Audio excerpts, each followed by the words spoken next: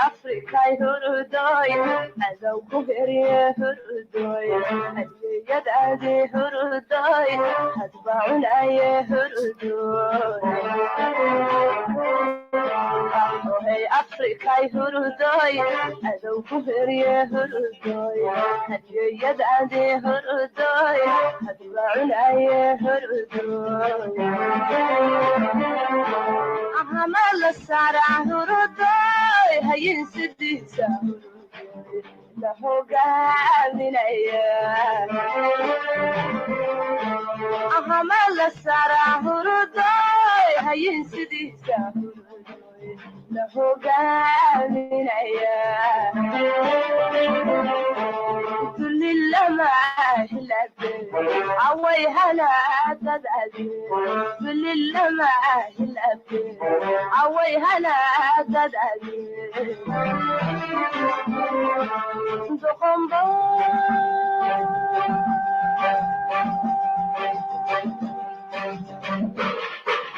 habawsano weligeed halaysane sida xoolihiiba xiranala kuya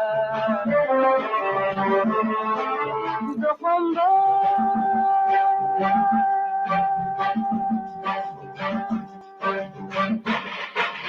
habawsano weligeed halaysane sida xoolihiiba xiranala kuya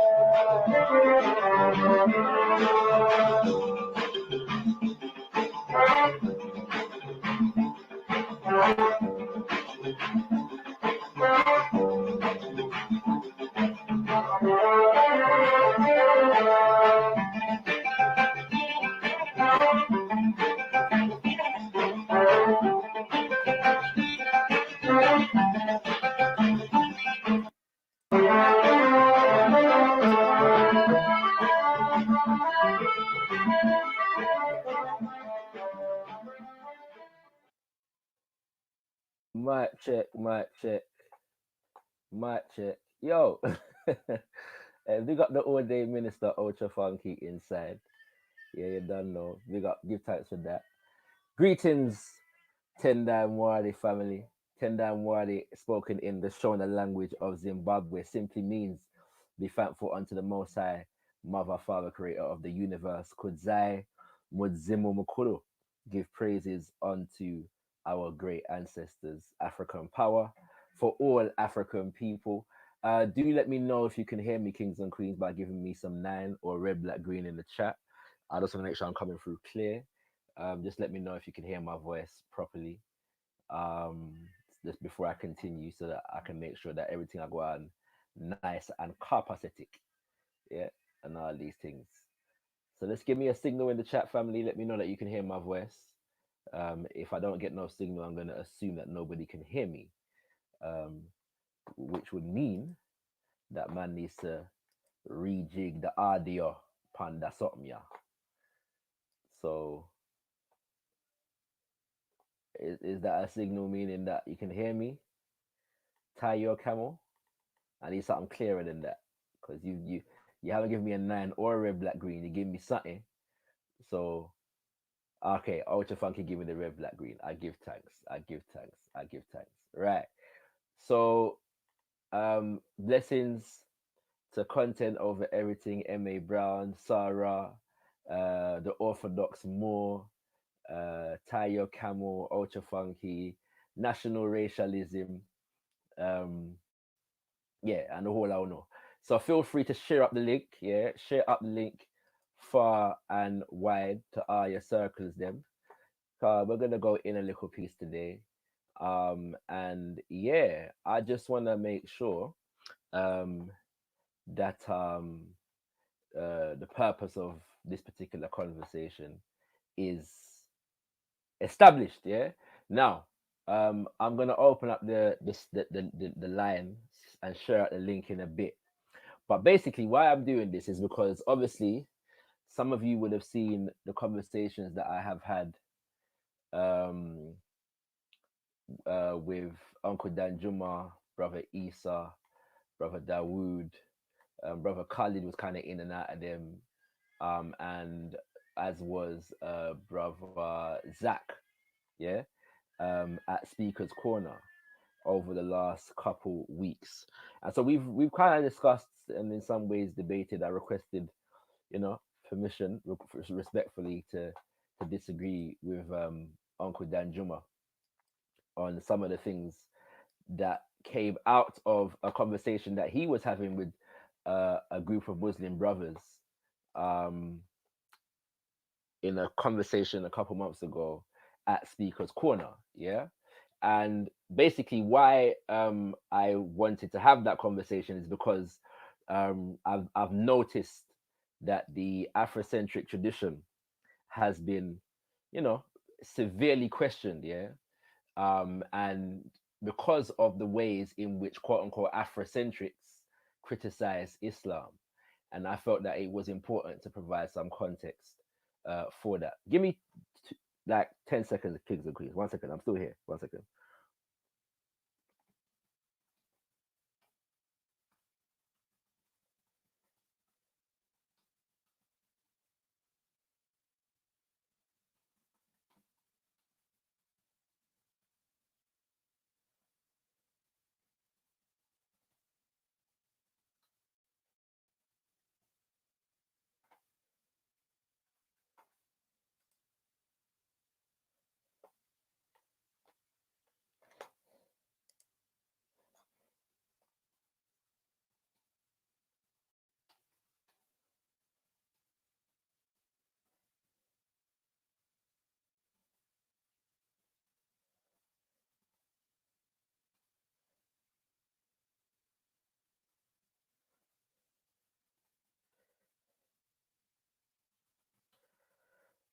Okay, sorry for that.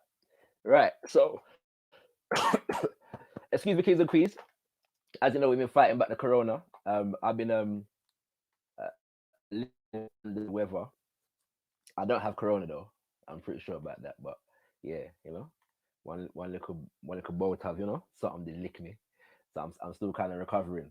So yeah, so forgive me if my voice sounds funny. Anyway, the this conversation now that I had with the uncle and the brothers them, yeah.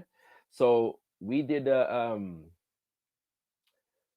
had a couple conversations, and in the midst of the conversations that we had, a number of issues were discussed, and a lot of references were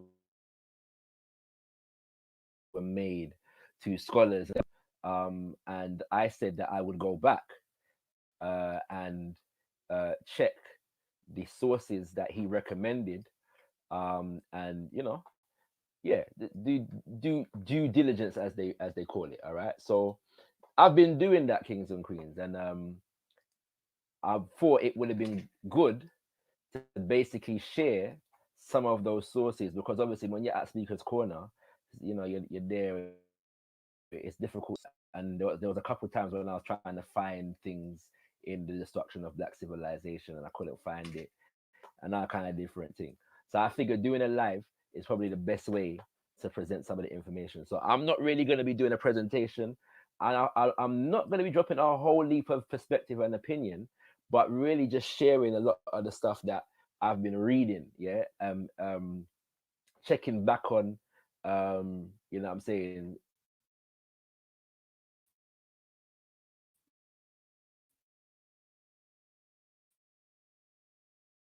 it's been right about right application window. Hold on, I'm gonna just have to share the entire screen, you know.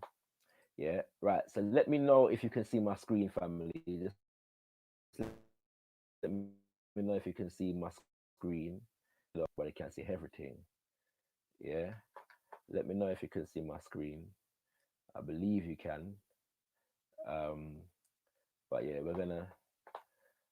All right, let me hide this.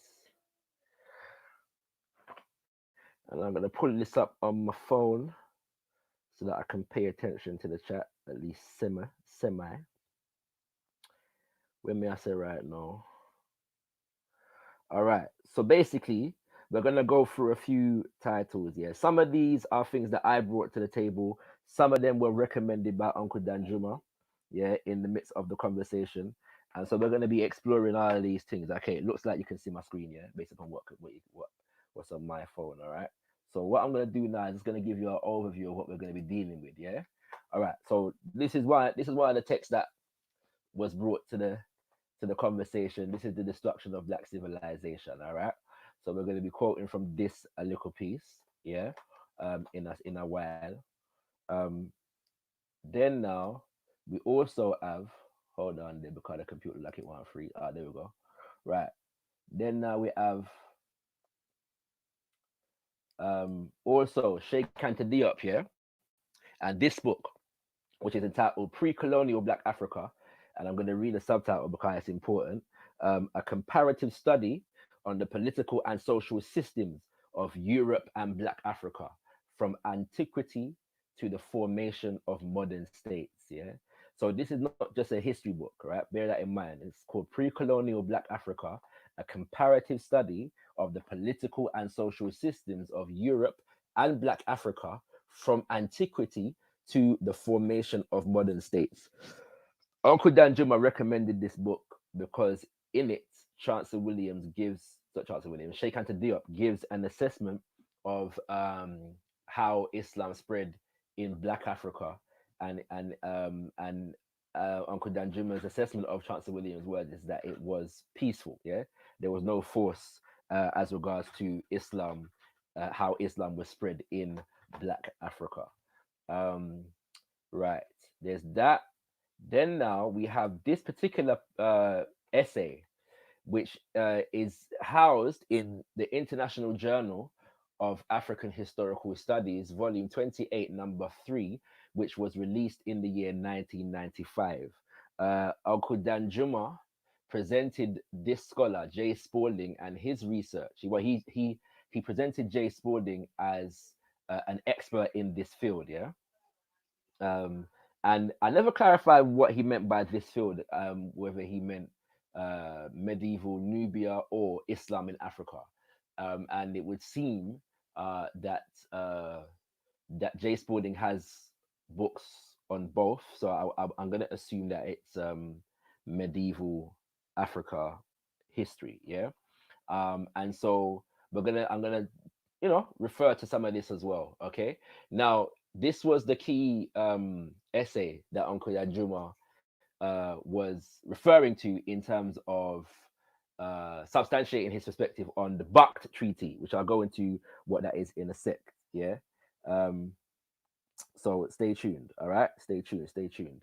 And then we have a next text, which we're not going to dwell on, but I did bring this one down to Speaker's Corner as well. It's called Black Africa, the Economic and Cultural Basis for a Federated State, by Sheikh Anta Diop. Yeah.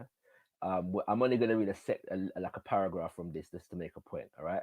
And move on. And then there is this interesting one. So this is actually a PhD thesis, yeah, that was published, as you can see here, in 1969. It's written by a man by the name of Omar Abdel Razak El Nagar, yeah, and it's entitled West Africa and the Muslim Pilgrimage, and an historical study with special reference to the 19th century. Okay, um, special reference to the 19th century. Yeah, so this is gonna basically be useful in terms of the issue that we were exploring in terms of Songhai Empire and the sojourn of Askia Muhammad. Yeah, going on Hajj to Mecca. What happened in Cairo, Egypt, when he stopped over there, and these kind of things. Okay. So like I said, I'm not really for a presentation. I'm just gonna be present. I just thought it would be interesting to see what these various scholars are actually saying about these issues that we were talking about. I hope ones can get something from it. Yeah, I hope that. Yeah, yeah. One second, add up the last on. I'm hoping to get through most of this in less than an hour, but you know how these things, and then and ones and ones who are moved to make contributions, and ask questions, even challenge man, or challenge the scholarship, bring their own sources, whatever, can feel free to do so. All right. So I do want to start though by saying that utmost respect to Uncle Danjuma, brother Isa, brother Dawood, brother Zach, um, brother. Who am I missing? Is that it? Am I missing anybody? Brother Khalid, yeah. Up, utmost respect to all the brothers and the uncle, because um, importantly, we were able to maintain a good spirit in the conversation. And whereas I know that people in in the chat and them kind of things, they have their various perspectives on how Uncle Dajima does stay and even how I does stay. You know, I appreciate the fact that we were able to have an amicable conversation as brothers, even though we disagreed on various different points. Yeah, and I make no apology. I make no apology whatsoever for defending the African-centered position. But I do seek to do so with a spirit of humility and a spirit of love for my African brothers and sisters, whatever their school of thought. Okay, and that don't mean that we're not going to debate, and that don't mean that we're not going to debate vigorously sometimes. Yeah, but I do try to maintain that spirit. Okay, so very quickly, let me just deal with Black Africa. Yeah, and where we want to go with this particular one is just address the issue of lingua franca. Yeah, that we were speaking about at the in the conversation, because and Uncle Danjuma has stressed this in a number of his presentations at Speaker's Corner about the fact that Islam brought um, writing and the Arabic scripts, and provided a language of trade, and made trading, and made West Africa, internationally viable in terms of trade. And so I was stressing the fact that Africa had lingua franca, so called, before the coming of Islam, before Arabic, and even under Arabic. Yeah, um, even when Arabic was there, African languages were pretty widely spoken and well spoken. But it just so happens that their validity began to be supplanted by Arabic. And so as time went on, our indigenous languages became less functional. That's the argument that I was making. Yeah.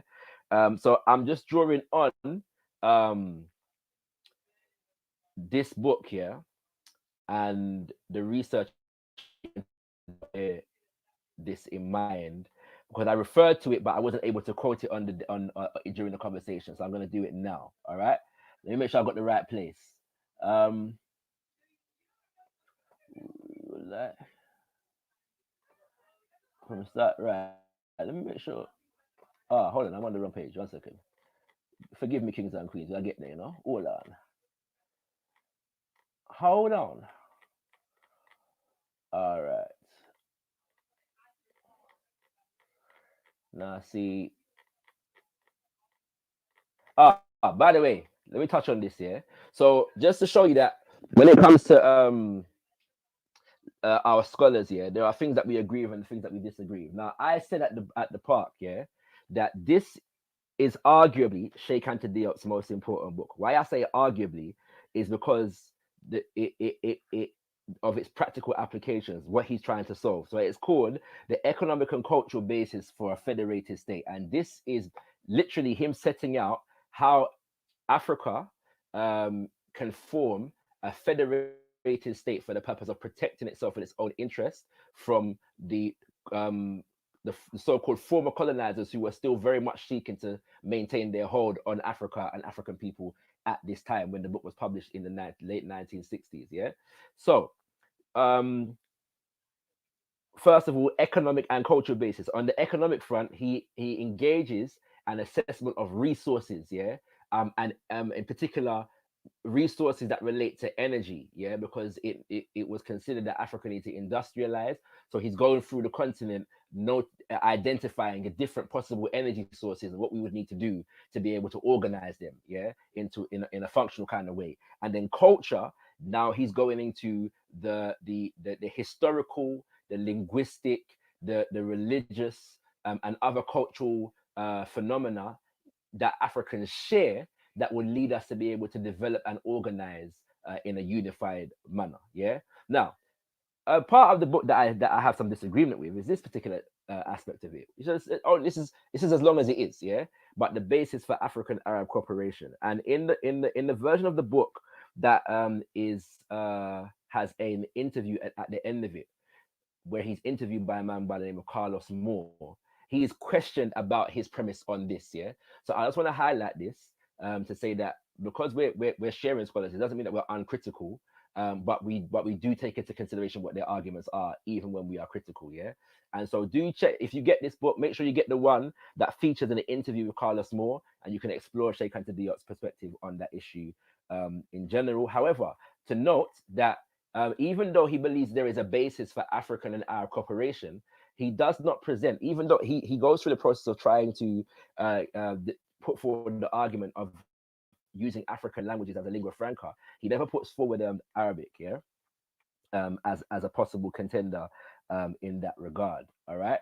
Now I'm gonna try and find the page that I was looking for. Forgive me because I noted it wrongly, so I need to just make sure that I'm in the right place.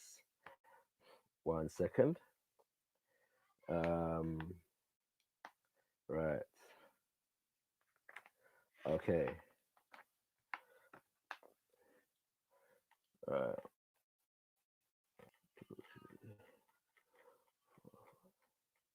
Okay. All right. So the first thing is this year. I hope everyone's with me. So big up yourselves. And yeah, once again, do feel free to share the link, and also um like up the video. Like up the video. All right. So Sheikh Anta Diop, Black Africa, the economic and cultural basis for a federated state. He says right here, there is also common linguistic background. Yeah, so he's laying out in the chapter, which is entitled, let me just read that for you, which is entitled Origins and History of the Black World. Yeah, right. He lays out a historical unity, a geographical unity, and he goes on to lay out a linguistic unity. So he says there is also a common linguistic background. The African languages constitute one linguistic family as homogeneous as that of the Indo-European tongues. Yeah, so it's taken for granted that Indo-European, yeah, as a language family has a common origin, but there are those who will accept this that won't accept that African languages have common origins also. Okay, and so he says nothing is easier than to set down the rules that allow transfer from a Zulu language, Bantu, to one of those of West Africa, Serer, Wolof, Peul, or even ancient Egyptian. And he references his book. I won't try to pronounce it in French, but that's pre-colonial Black Africa, yeah, which we're going to be speaking to in a second. All right. However, the old imperial language Sarakole in Ghana, which I mistakenly refer to as Soninke, but this is the language of the Soninke people in Ghana, Mandingo in Mali, Songe in Koaga, yeah, which is Gao, which is one of the major cities in with the Mali and the Songhai Empire, have had their areas of extension sharply reduced today. At the epigee of these African empires, the imperial tongues, the languages of trade and government affairs, were the African languages themselves. Even after the advent of Islam, Arabic always remained only the language of religion and erudition, as Latin erudition is scholarship, as Latin in Europe of the same period. Yeah. So I'll read this next part. Um, with European occupation in the 19th century, the African languages were replaced, yeah, by those of the various mother countries. Local dialects surfaced and vied against the other national cultural languages, which had virtually submerged them. It became less and less necessary for civil administration, politics, or social intercourse to learn the latter. The demands of daily life required learning the European languages. The disrepute of the old linguistic unities in our day reached its depth. Yeah.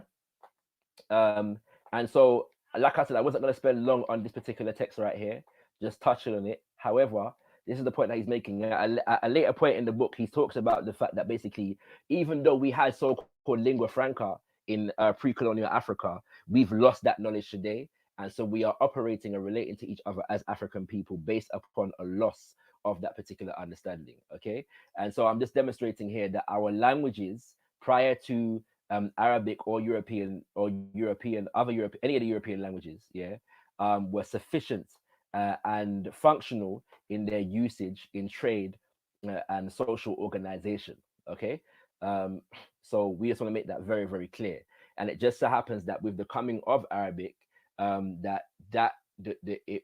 Arabic began to be used more and more for one erudition, and because a lot of the erudition, the scholarship was being done in the fields of government and law and these kinds of things, more and more Arabic began to replace local languages in that regard.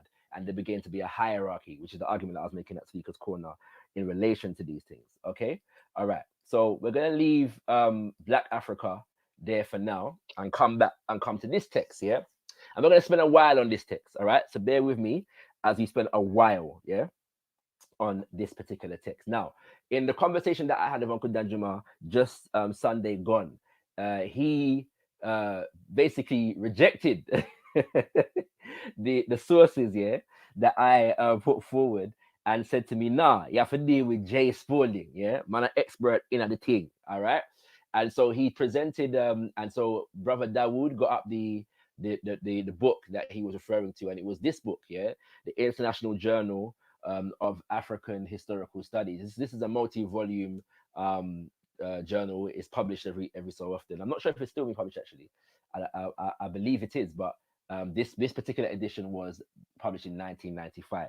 Yeah, and it contained an essay by Jay Spalding, who's a European historian, on medieval Nubia and the Islamic world, a reconsideration of the Bakht Treaty.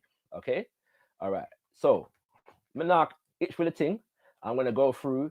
I'm not gonna read the whole thing because it's like 18 pages, so I'm gonna skip some. But please search; you can find it and do your own research. Yeah, but I'm gonna be quoting from substantive, portions of this thing.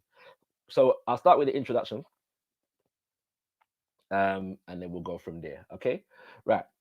Beyond the fall of Egypt to the Arabs in 641 and the Egyptian conquest of northern Nubian kingdom of Makuria in 1276, contemporary observers often perceived the conduct of foreign relations across this segment of the frontier between Christendom and Dar al-Islam to be distinctive and unusual. These unusual arrangements were commonly designated Bakht. By the way, I'm hoping ones and ones are able to see if you want to read along. So if you're trying to read along with me, just let me know that you can see, if you can see clearly. Unfortunately, the resolution on this image is not the best, yeah, but it is readable. So I hope it's large enough for people that want to read along. People with scholastic mentality that want to read along with the thing to be able to do so. Okay, all right. Um, right. So these unusual arrangements were commonly designated Bakht from the Hellenistic Greek pakton, an alien loan word equally foreign to all participants. The Bakht is a comparatively well documented theme in medieval African history and has figured prominently in most previous scholarship about Christian Nubia. From a limited number of familiar sources, a recent generation of scholars has erected, with but minor variations of emphasis, a single standard edifice of interpretation. Unfortunately, this structure of consensus rests upon questionable methodological foundations, so that the superficial image of analytical clarity and closure it conveys may prove upon closer examination, at least in part, to be illusionary. The present study offers a historiographical critique of the received understanding of the Bakht, and proposes an alternative textual frame within which the surviving primary evidence may be better interpreted. The Bakht was primarily a Makurian institution and merits consideration from a Nubian perspective. Now, I should explain for those who never watched these epic 3 hour conversations that we had. The Bakht Treaty, yeah, is basically signed between the Arabs who invaded Egypt in 339 AD. Yeah, they also invaded Nubia, yeah, which was under um, Egypt, yeah, today's Sudan, yeah, in 642. Okay, and then again in 652. And so at during the after the 652 uh battle, yeah, a treaty, or the history suggests that a treaty was signed between the Nubians of Makuria. Yeah, Nubia was separated into three city states, which became two. Yeah, and so basically it was Nabadia, Makuria, Alwa, or Alodia, as Uncle Danjuma corrected me. And then at certain point in history, between the first battle and the second battle, Nabadia is basically lost in the records, and Nabadia comes under Makuria. Okay, and so this Bakht Treaty um, is said to have contained a provision that required Makuria, Nubia, to hand over 360 slaves to the Arabs in Egypt annually. Yeah, and so Uncle Danjuma, this came up because Uncle Danjuma had presented this scenario in one of his presentations on the spread of Islam in Africa in the summer of last year. And his question was basically if the Nubians could hand over 360 slaves to Egypt, the Arabs in Egypt every year, it would suggest that slavery was not an unknown institution to them prior to the coming of the Arabs. Therefore, the Arabs did not introduce slavery into Africa. Yes. So having done some investigation into this particular treaty, is what prompted my question into Uncle Danjuma. Yeah, and so again, he challenged me and put forward this particular scholar. So we're going to present what the scholar has said. Yeah, right. So there are two parties to the Bakht: the Nubians and the Muslims. With very few exceptions, however, the surviving sources upon present knowledge about the Bakht about the Bakht rests were written from the perspective of the Muslims, and virtually none were produced by Nubians. Perhaps precisely because the Arabic sources do indeed inspire considerable confidence concerning the quality of the evidence they convey, insufficient attention has been paid to their inherent limitations, which derive from the cultural context in which the writings originated and the intellectual purposes they were intended to serve. No known contemporary source describes the establishment of an agreement between Nubians and Muslims by the time the Bakht entered recorded history during the early reign of the Abbasid Caliphate, it was already well over a century old, and the unusual circumstances in which the sources appeared merit careful consideration. So, two clear points here. The first one being that all of our contemporary sources about the Bakht Treaty come from the Arabic perspective and not the Nubian perspective. Yes. And so, from a historian's point of view, that raises a red flag, or it raises the flag of investigation into the other side of the story, should one exist. Yeah, because if there are no known documents from the Nubians, do they exist? and if not, why not, and so on and so forth. Okay. The second point that he's making is that basically, even when the only the earliest known physical reference to the Buck Treaty actually exists well after a century after it was said to have been signed. Yeah. And so that would require an investigation now as to are there early copies, if not, why not, so on and so forth. Yeah. He's also saying that there's a context in which the there's a reason for which the people, the Muslims that started under the Abbasid Caliphate, who started to do the further research into this Buck Treaty, why they were doing it. Yeah. And I'm not going to spend too long on this aspect of it, but this next paragraph should explain it. Yeah. The early Abbasid period witnessed the creation of the since authoritative structure of Islamic law. The architects of the law were preoccupied with the precedents in word and deed set by Prophet Muhammad, and special attention was lavished upon the detailed chronology of tradition because, in some cases, latter prophetic precedents abrogated earlier ones. Scarcely less important were the activities of the Prophet's tradition bearing companions following his death, and those of the individuals to whom traditions had been entrusted in the generations that followed. For it was through assessment of the merits of or shortcomings of these tradition bearers, as witnessed by their lives, that the great legal scholars of the late 8th and 9th centuries evaluated the quality of the prophetic traditions they conveyed. A byproduct of the search for certitude concerning prophetic precedent was thus a magnificent efflorescence of history writing, in which the careful scholarly reconstruction of the story of the creation of the Nubian Buct formed one very small episode.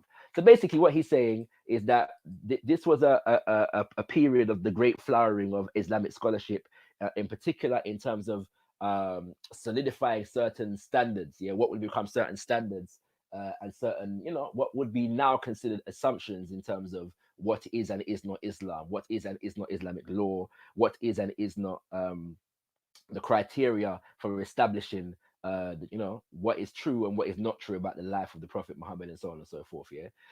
So I imagine this is a period in which a lot of hadith is being gathered. It's also a period in which a lot of translation, well, not quite this, but soon following after this, begins to be done in terms of the scholarship of Greeks and them kind of things there. And yeah, you know what I'm saying? That's what this man is saying. Okay. All right. So I'm bearing in mind now, I'm reading this, yeah, on the recommendation of Uncle Danjuma, because he put this man forward as the expert, yeah, an expert, sorry, on this specific issue. Okay. All right. So I'm gonna fast forward a little piece. There's more I could read from these different things, these pages, but for the sake of time, yeah, um, we want we don't want to long out the thing. All right. Um, I could read something. Let me see. 1 second. Uh, no, I leave that. I leave that alone. All right, for the sake of time, like I said, kings and queens, go get the thing here. Find the article. And read it for yourself. Okay. All right. So let me see. He details the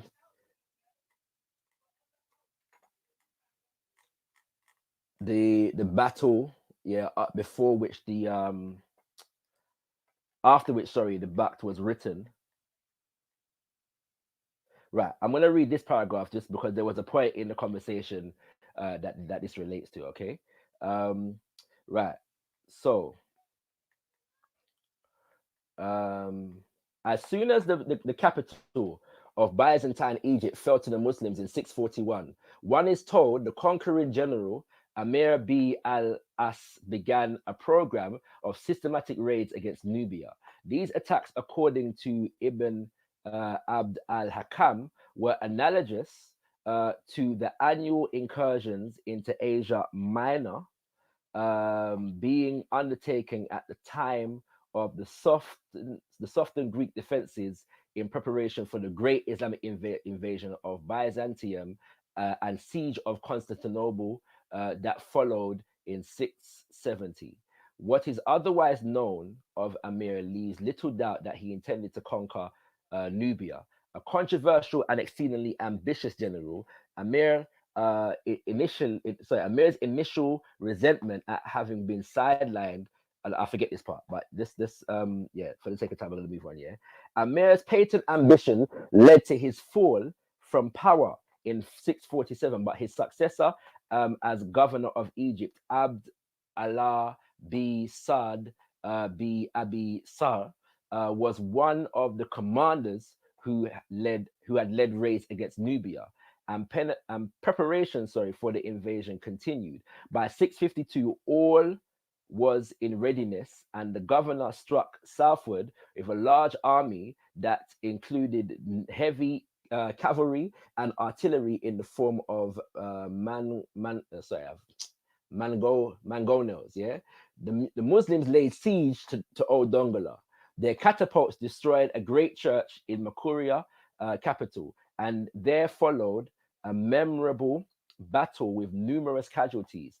After that, according to Ibn Abd al-Hakam, signed a truce with them, the Nubians, as he was unable to defeat them. Those words lay bare the secret that had enveloped the origin of the Bact in mystery and rendered the agreement controversial. The Bact had come into existence because at Odongala, the Nubians had won a decisive military victory over the advancing armies of Islam. The Muslims had never suffered a loss like the one they had in Nubia, wrote a 10th century Shiite historian, Ahmad al-Kufi, whose heterodox tradition bore no love for henchmen of the Caliph of Osman. That all that means is that because he's Shiite, he was in beef with the Caliph of Uthman. Sorry, the Caliph Uthman. Yeah. For the mainstream of Islamic history, however, the story was simply too bitter to repeat. As the centuries passed, succeeding generations of commentators would seek to blunt the force of Ibn Abd al-Hakam's candor by proposing a variety of alternative interpretations. Perhaps it had been the Nubians who raided the Muslims and not vice versa. Perhaps the fight at Dongola was just a minor foray of no great import, yeah, and so on and so forth. So basically, you get the point.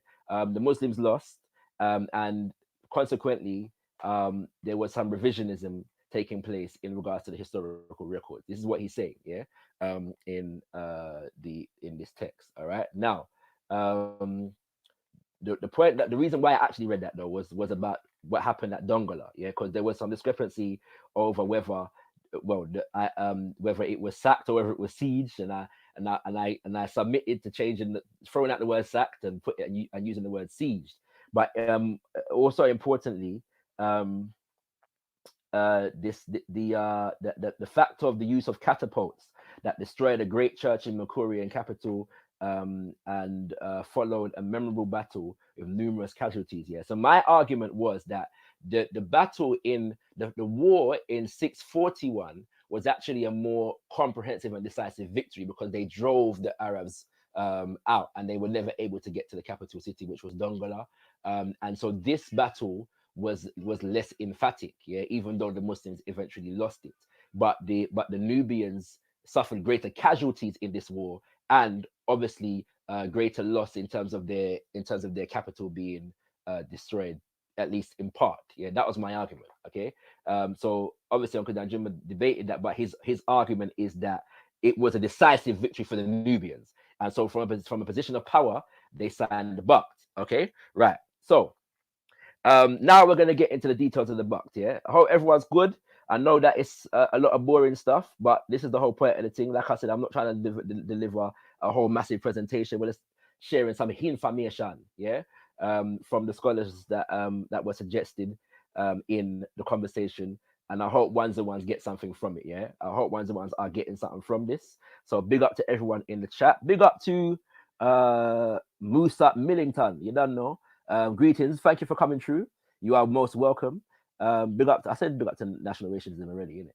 So yeah. Big up to my Lisa. Looks like there's a separate debate going on about Malcolm X in the chat, which I will not be getting into today. All right.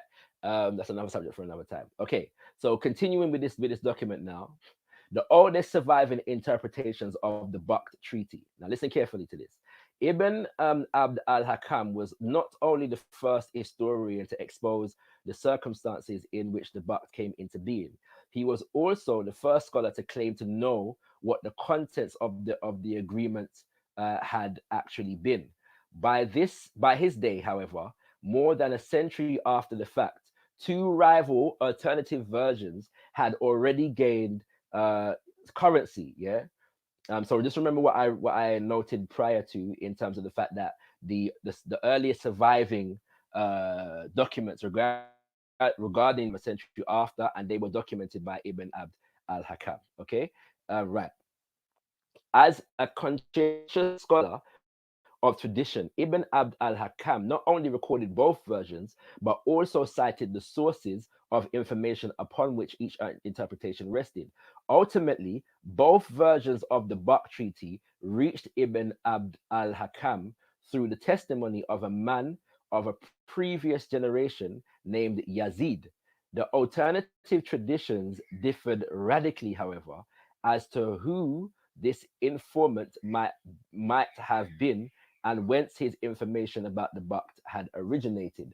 According to one version, Yazid was simply a man who found occasion to read a written text of the Bakht Treaty, a document since destroyed and therefore unavailable for confirmation by Ibn Abd al-Hakam,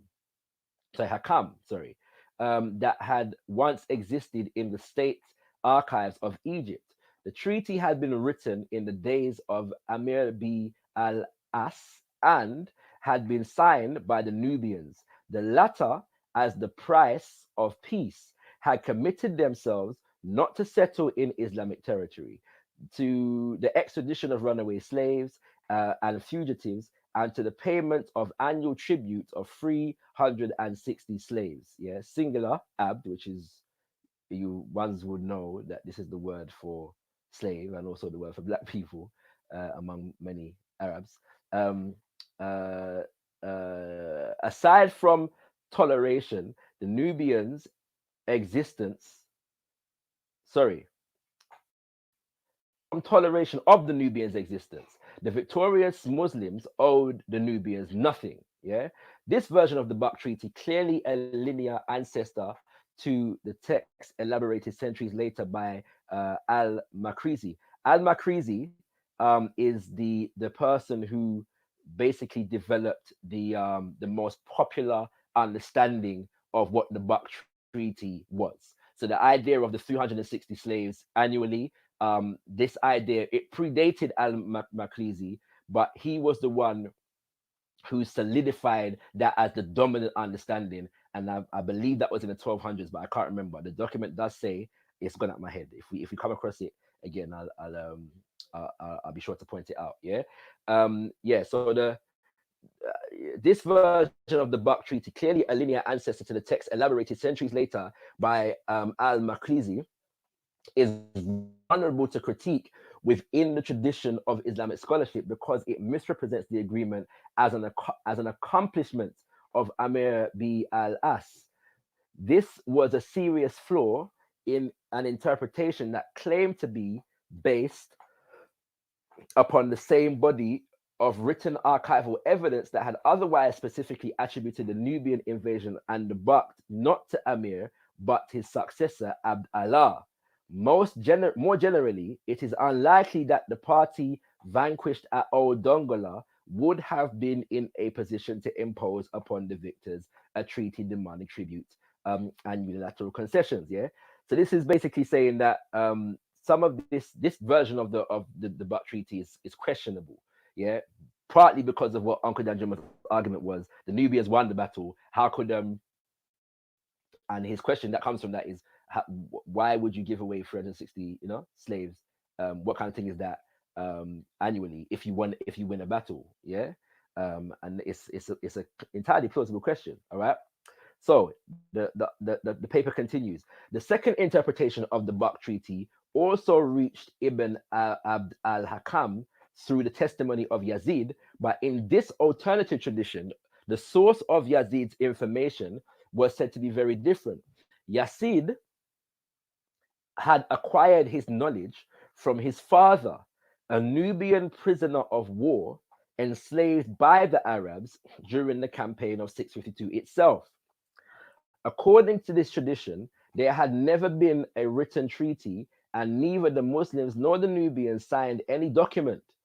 All that existed after the battle was a hudnat aman. Yeah, forgive me, I don't speak Arabic, but which is translated as a truce of security or ceasefire, on the condition that they would not invade each other's country. The Nubians would hand over to the Muslims every year a certain number of captives, singular. The Muslims and the Muslims, sorry, would give the Nubians a specific quantity of wheat and lentils every year.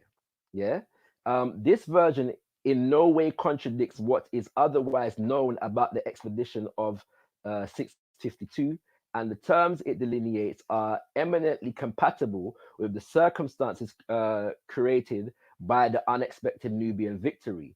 As long as peace was maintained, the Makurians agreed to repatriate Arab prisoners of war at intervals in return for an indemnity to be paid in the form of foodstuffs. Nothing in the agreement obliged the buck to last beyond the completion of these exchanges, and the motive for the fact that that it did so must be sought elsewhere. Yeah. So obviously, um, that this version is entirely different. So this version, there is no tribute of 360 something slaves. There's no gift of 360 something slaves, and in fact, the so-called slaves are in fact Mercurians agreed to repatriate Arab prisoners of war. Yeah. So after the battle, after the war, this version is saying there were a certain number of prisoners of war in Nubia, and the Nubians agreed to give them back peace, to give the Arabs them back peace, their prisoners of war, in return for some wheat and some other things. Yeah. Um, uh, yeah, periodically over the years. Okay, that's what this version is saying. All right. Lastly, for this part, the present day study would suggest that both versions of the Buck Treaty recorded by Ibn Abd al-Hakam are quote unquote correct, in the sense that that version 2 conveys the original intention of the Makurian authorities, and version 1 the prevailing interpretation of the Islamic theorists of the early Abbasid period.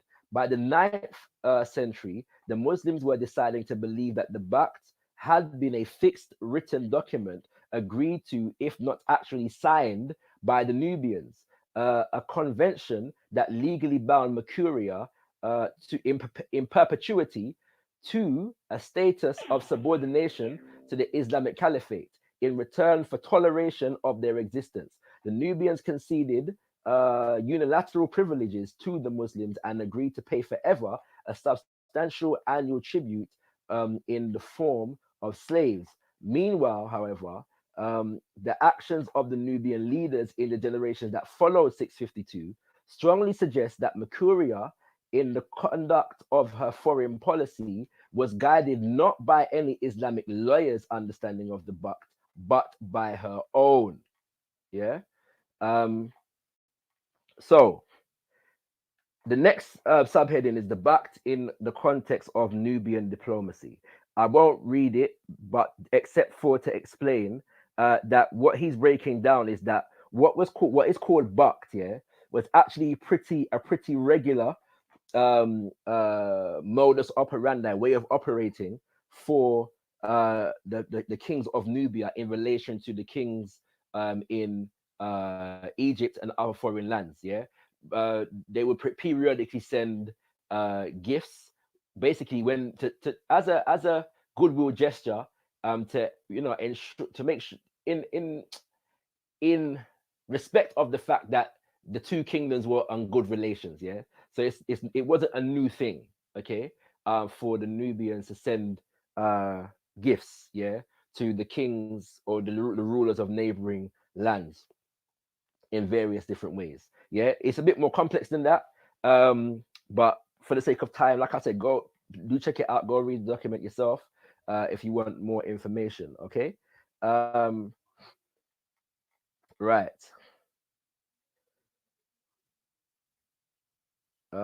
Where are we? So I'm gonna go forward. Yeah. Um,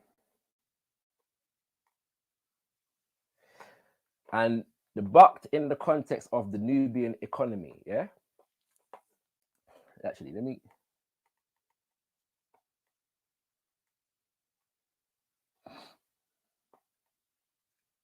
All right.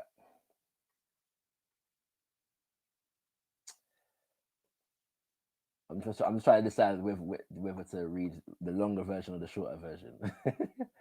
Right. Right. Concerning the frequency of bucked exchange, given the extreme paucity and polemical intent of the evidence, yeah, as in basically the bias intent in terms of trying to validate a particular perspective of the evidence, one is forced to choose between rival hypotheses.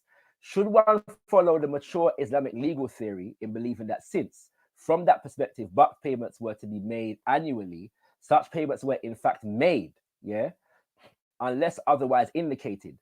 Or alternatively, should one believe that each buck exchange was an unusual and colorful event of which contemporary chroniclers, normally took note? Now, bearing in mind, in the conversation that I had with Uncle Danjuma, I was questioning the extent to which these payments actually took place, because my understanding of the history is that there were various different skirmishes between the Arab kings in Egypt and the kings in Nubia based upon non-payment of the buck. Yeah. So I was questioning, well, what is the extent to which this buck was actually paid? Yeah.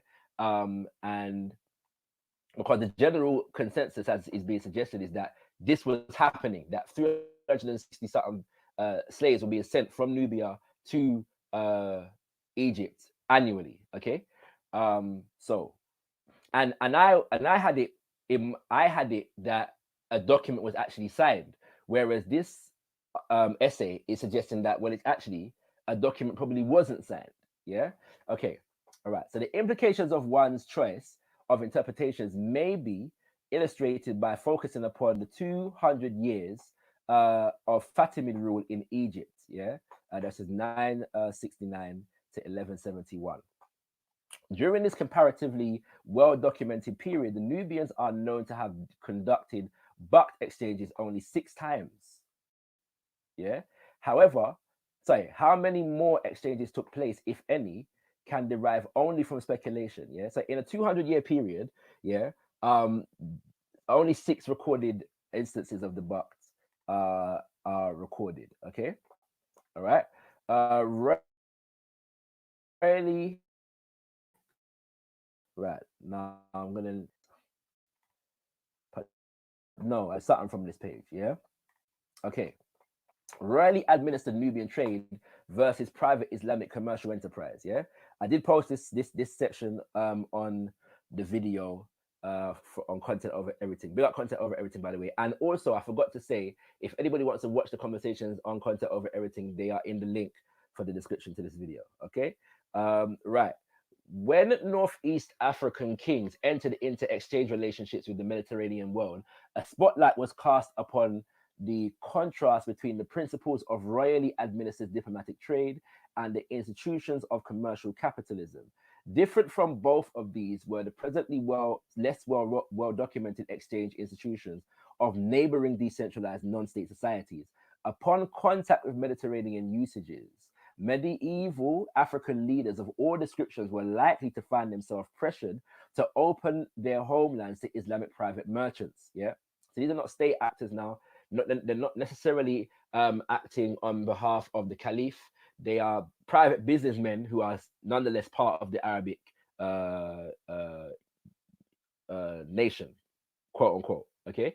Um, for example, certain chiefs in the Beja community, a non-state society resident in the highlands between Nubia and the Red Sea, were led to sign an early agreement with the Islamic conquerors of Egypt that specifically allowed the penetration of their home by private traders from Islamic lands. Yeah, predictably, the acquisitive foreigners soon made an industry of kidnapping Beja children as slaves. The land held few other exportable resources, and a long age of bitter conflict followed. Yeah.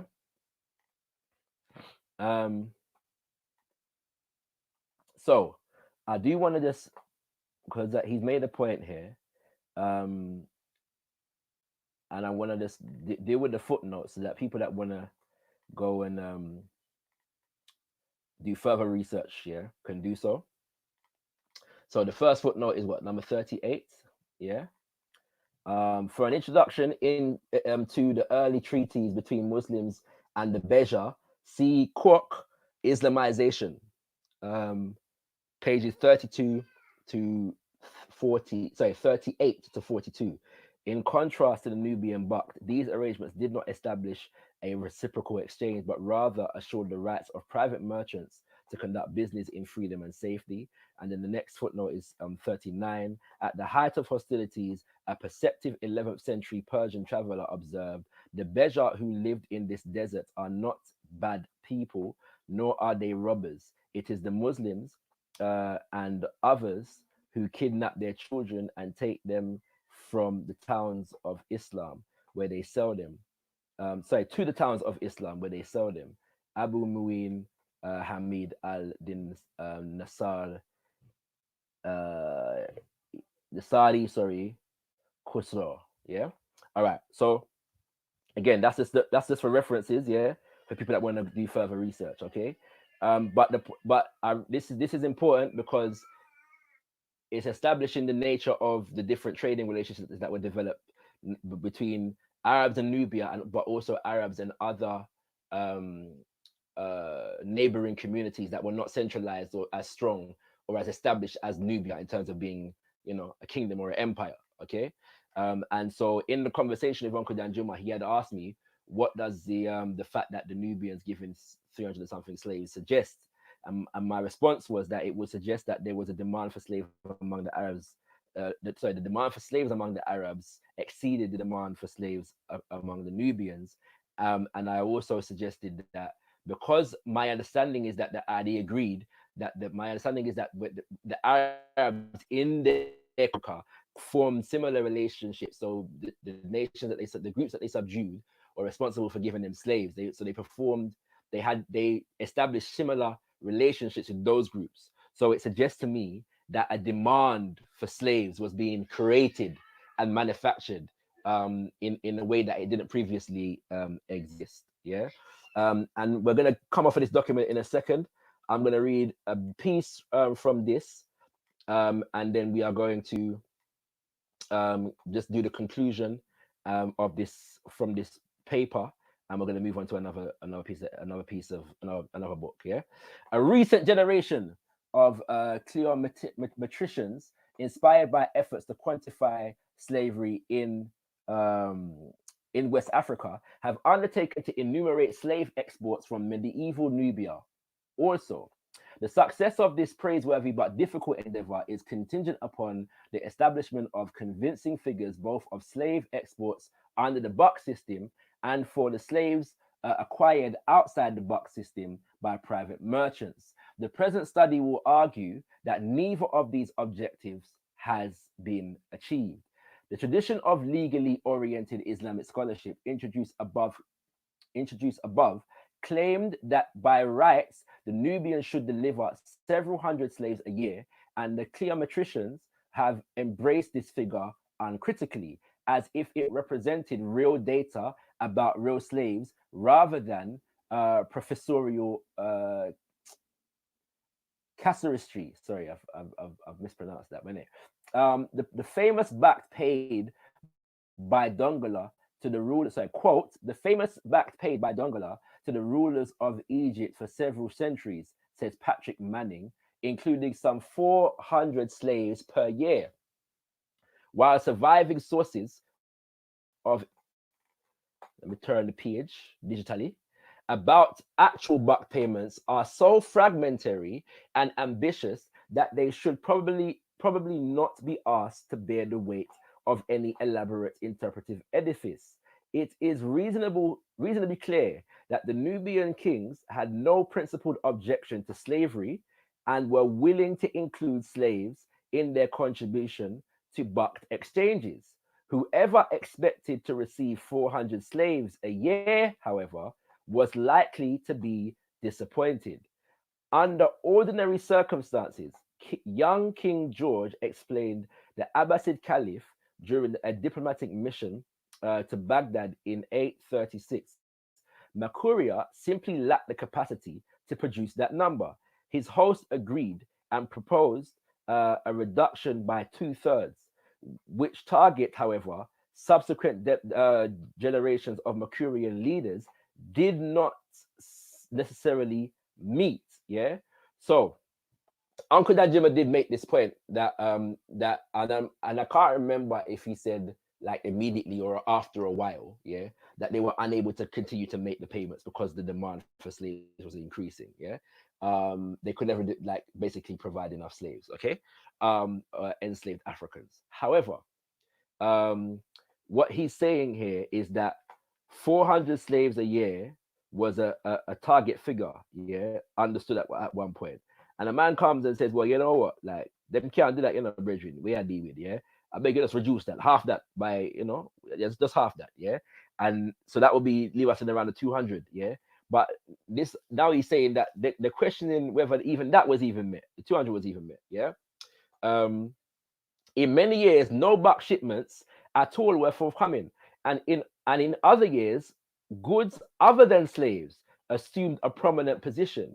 In only one specific instance do surviving records from independent Mercuria specify the actual number of slaves sent to Egypt as a bucked payment. That number is two. Yeah, that number is two. Of course, during the century of terminally bitter Nubian civil war that followed the Islamic conquest of Dongola in 1276. By the way, Uncle Danjuma did say that the actual sacking of Dongola took place much later, and this is the year, yeah, 1276.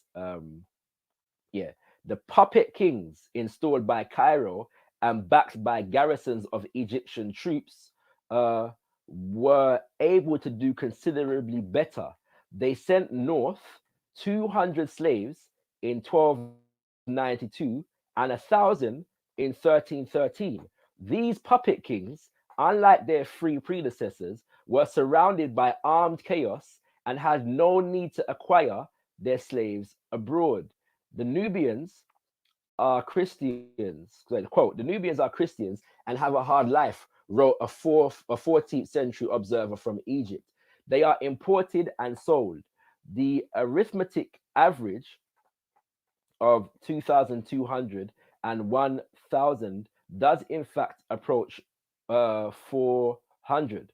Surely, however, this is very slim evidence upon which to base sweeping statistical references about most of a millennium of historical experiences. Sorry, of historical experience. Yeah. So basically, what he's saying is that there's no real evidence to suggest that hundreds of slaves were being sent by Nubians into um, Egypt on an annual basis. This evidence does not exist. Yeah. And considerably less. The most records that we have in terms of Nubia as a properly independent says two. Then when you get after the sacking of Dongola, the conquering of Nubia in 1276, it gets considerably more, and I'm sure we can all appreciate the context for that. Yeah. Right. So I'm just going to read the conclusion, and then we're going to move on completely. Okay. Because this will give you an overview of everything that was said in the document. Decisive victory of Makuria over the Arab invasion of 652 allowed her to conduct subsequent diplomatic and economic relations with the Islamic world according to her own distinctively Nubian traditions of royal exchange. These customary usages, which outsiders call the Bakt, sorry, were never committed to writing, nor had they any fixed content other than the principles of Nubian royal initiative in the conduct of each exchange and the anticipation of reciprocity in kind on the part of the recipient Islamic prince. At various points in the long history of the institution of Bakt exchange, contemporary observers mention some of the types of goods being transferred and describe various specific features of individual transactions. Missing, however, is any realistic sense of the composition, magnitude, or frequency of Bakt exchanges. One may suggest that perhaps each may have varied considerably over the course of centuries. From the beginning, private merchants devoted to commercial principles of the Mediterranean world challenged the pre-capitalist African assumptions of the Bakt. And in time, the Mercurian monarchs were obliged to make substantial concessions to northern preferences. Meanwhile, even after the fall of Dongola in 1276 and the reduction of Mercuria to tributary status, her last puppet kings continued to exercise the royal prerogative of initiating Bakt exchanges. Islamic historiography found the Christian Nubian defeat of God's holy warriors difficult to accept, as memory of the events in 652 faded into ever more distant and comfortably obscure past. Scholars of the 9th century began to formulate a more tolerable interpretation of history, according to which the obvious propensity of Mercurian kings periodically to send substantial shipments of valuable goods to Egypt could be interpreted not as the initiation of a reciprocal royal exchange, but as a unilateral and allegedly obligatory annual tribute. The final expression of this Islamic revisionist interpretation had to await the eventual destruction of Mercuria and the eradication of her court culture. It was formulated in the end by the 15th century. Remember, I mentioned to you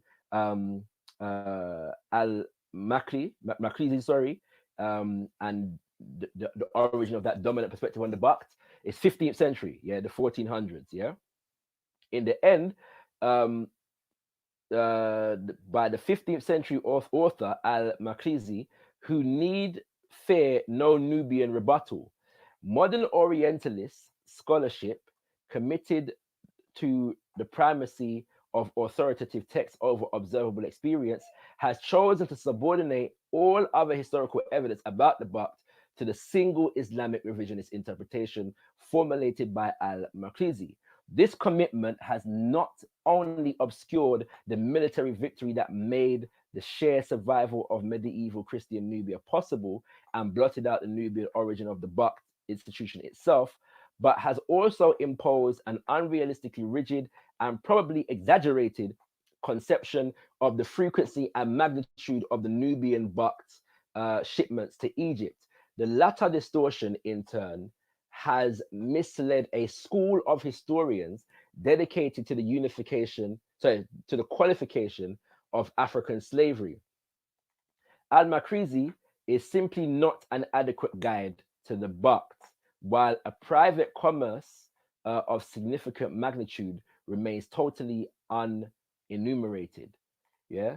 And I'm going to leave this here for the sake of time. Yeah. But again, Give thanks to Uncle Danjuma for suggesting this particular article. It was very informative. It is very informative. And one of the most interesting things about it for me, outside of the this is the outside of now the points that were being made in the conversation that we were having, okay, is in that section that I didn't read where he goes into where he goes more into this private commercial merchants, yeah, going into different lands, yeah. Um, and he uses terms like commercial capitalism, and he's juxtaposing that with the agrarian nature of the Nubian society and African societies in general. Okay, so what he's really saying is that this is the origin of capitalism. Like this is the early origin of capitalism and the private ownership of bodies. Yeah, comes out of this, is born out of this history. In other words, before this point, there is not a significant slave trade to speak of. There is slavery, there is servitude, and we make distinctions between those two things for various different reasons. However, in terms of a self-sustained trade, yeah, in enslaved bodies, this is when this is beginning to become a feature of the African continent. Yeah, this is what he's basically saying. Okay, right. So I hope that clears up, or that informs somebody somewhere about something. But again, I'm just presenting what was read in that particular document. All right. Now I'm wondering how much more to go in. Yeah, I'm wondering how much more to go in because I could deal with. Um, okay. Now, what I will suggest is go check out this document because I may not come to it. Yeah, I may not come to it. Um, yeah, I may not come to it. All right, I may not get to this document, but it's called West Africa and the Muslim Pilgrimage, a historical study with special reference to the 19th century. Yeah, by Omar Abdel Razak El Nagar. Yeah, it's a doctoral thesis. Yeah, this is a man that got his PhD um, in 1969 at SOAS University. Yeah, the School of Oriental and African Studies, right here, so in a London. All right, so check that out. Yeah, but now I'm gonna go right now to the destruction of black civilization. Yeah, I'm not gonna spend too long in the destruction of black civilization, but I do want to touch on a couple things. Okay, all right. So the first point to make is now the first thing I'm gonna do is just make a point. Yeah. So forgive me for diverting from the script somewhat, just to make a point for a second, because I did say that I know my Muslim brothers and sisters detest this book. Yeah, like fully detest this book because he does a number on the Muslims.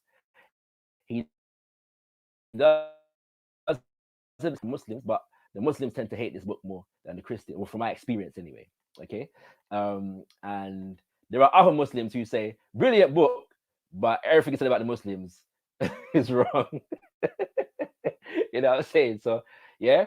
But just to read this particular section right here, first and foremost, under the title of the White Arabs. Yeah, this is in the preview to the book. So this is not him going into his research now. He's just previewing stuff. And it says the relentless searchlights of history were turned on the roles played by the use of both Islam and Christianity in the subjugation of the blacks. This confused many and outraged those who do not pause to distinguish evil men who use their religion to disguise their real aims from religion itself. Yeah. So the unthinking Muslim or Christian is unlikely to think. Sorry, let me start that again. So the unthinking Muslim or Christian is likely his religion is being attacked rather than and the enslavers who disgraced it in covering their drive for wealth and domination. Yeah. So that if you've watched the conversations, you will know why I read that out. I was trying to search for that particular quote and I couldn't find it on the day. So that's how you know, say it did it. Yeah, it did it. All right. So see it here. Yeah. Now I'm gonna go back to the for a second. And that, in fact, this whole section actually, I am just making a point. Yeah. And you'll see why in a second. All right. So give me a sec. Um, let me just make sure I find the right chapter because I want to make sure right. Right. So I'm going to page. 156. Yeah, right. So we just noticed that we were talking about Black Mercuria. Yeah, Black Mercuria. Okay, all right. Um, 156. Let me make sure we have the right thing. One. There we go. Okay. I look like the page them slightly out of what. See it there? All right. Right. How much of this am I going to go in now? All right. Okay. All right. Um, Between 700 and 1200 AD, Mercuria was more empire than kingdom. It was organized into 30 major states and was a sub-king with a sub-king, sorry, of the kings of kings over all. Sorry, over each, and the kings of kings over all. Excuse me, kings of queens. You know when you read a lot, yeah, sometimes you start miss things. All right. The traditional African council was the final authority, no matter how powerful the king might seem to be. The great and colorful parasol of the king of kings had to be wider than those of the divisional kings. You know, this is not really where I wanted to go with it. One second. If the, I've lost my place.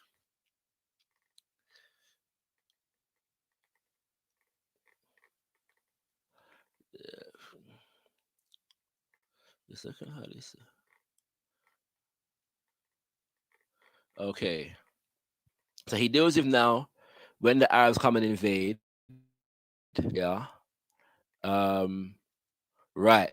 So as early as the 9th century, um, 831 AD, King Zachariah, alarmed at the great incursions of Arabs into the Sudan, sent a delegation headed by his nephew, heir to the throne, to the Caliph at Baghdad, asking that the Treaty of 652 respected and Arab migrations halted. Oh, by the way, I should say that part of the agreement was that the Arabs were not allowed to to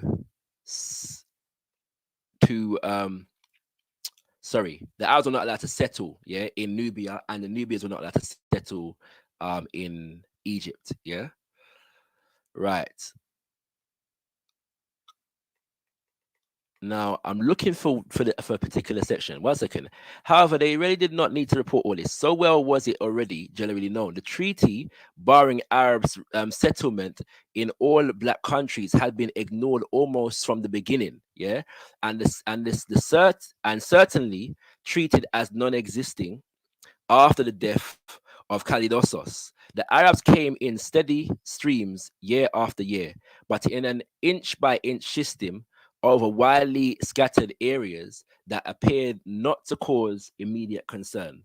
But they came in unchecked and alarming waves when the great schisms in Islam led to bloody wars in the Arab world. So there are a number of different wars in the Arab world that led to different things. Yeah, and I'm still not finding where I wanna. One second. You know, I'm gonna skip this because I can't find it. But I wanted to read it here because of how close it actually is here to the what Jay Spalding outlined in his article. Yeah, Chancellor Williams basically says that the Nubians won the battle.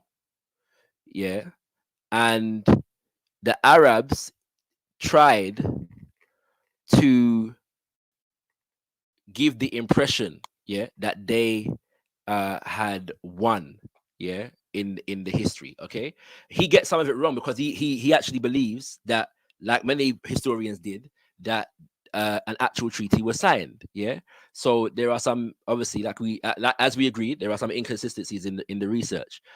Um, I wish I could find it. Sure. Oh, hold on a second. All right.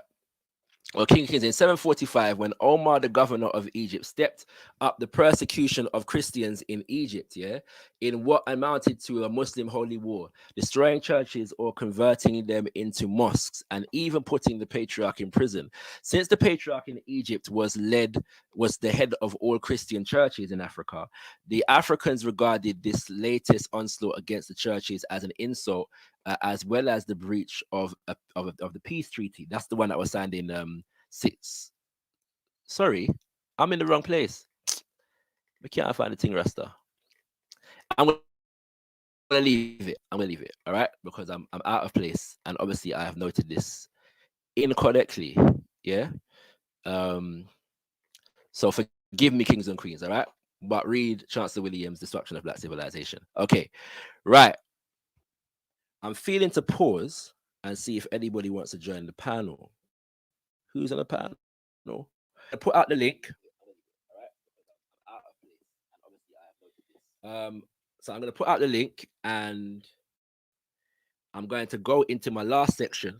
I'm going to leave all the stuff that I was going to deal with in terms of Askia Muhammad alone. Yeah, we're going to leave Askia Muhammad alone today, Askia the Great, and we're going to go to another section. Yeah, we may get to it in a later conversation. Okay, all right. So what I'm going to do now, quickly, is stop sharing for a second. Hope everyone's good. Yeah. Shout out to my Muslim brothers and sisters. You know what I'm saying? It's all love. Yeah, you know. And I hope you appreciate some of the information that is being dispensed, even if you disagree, and you have the opportunity to challenge anything that you've heard in a second. Okay. All right. So anybody who wants to join, I'm gonna share the link now. Feel free to come in the back chat. You may be there for a hot minute because I'm gonna relay some other information, but just hold tight. Yeah. So the link is in the chat right now. Yeah, the link is in the chat right now. Yeah, you know what I mean. The link is in the chat right now. And you can deal with that. Okay. All right. So if you want to join, feel free to come through. All right. All I ask is that you come in the spirit of love, because I'm going to treat you in the spirit of love. You know what I'm saying? And we're going to go into something else right now in relation to the work of Sheikh Anta Diop. Right. We're going to share the entire screen once again. We're going to add up that. And we're going to go right. Yes, sir. Okay. Now, in this chapter on political organization, sorry, not this chapter, the chapter on, yes, political organization in Black Africa, he goes into the context in which Askia the Great, went to Mecca. Okay, so I'm gonna deal with it from this perspective. I won't go into the PhD thesis that I was gonna go into, just for the sake of time. Yeah, we're not gonna go into that. Okay, but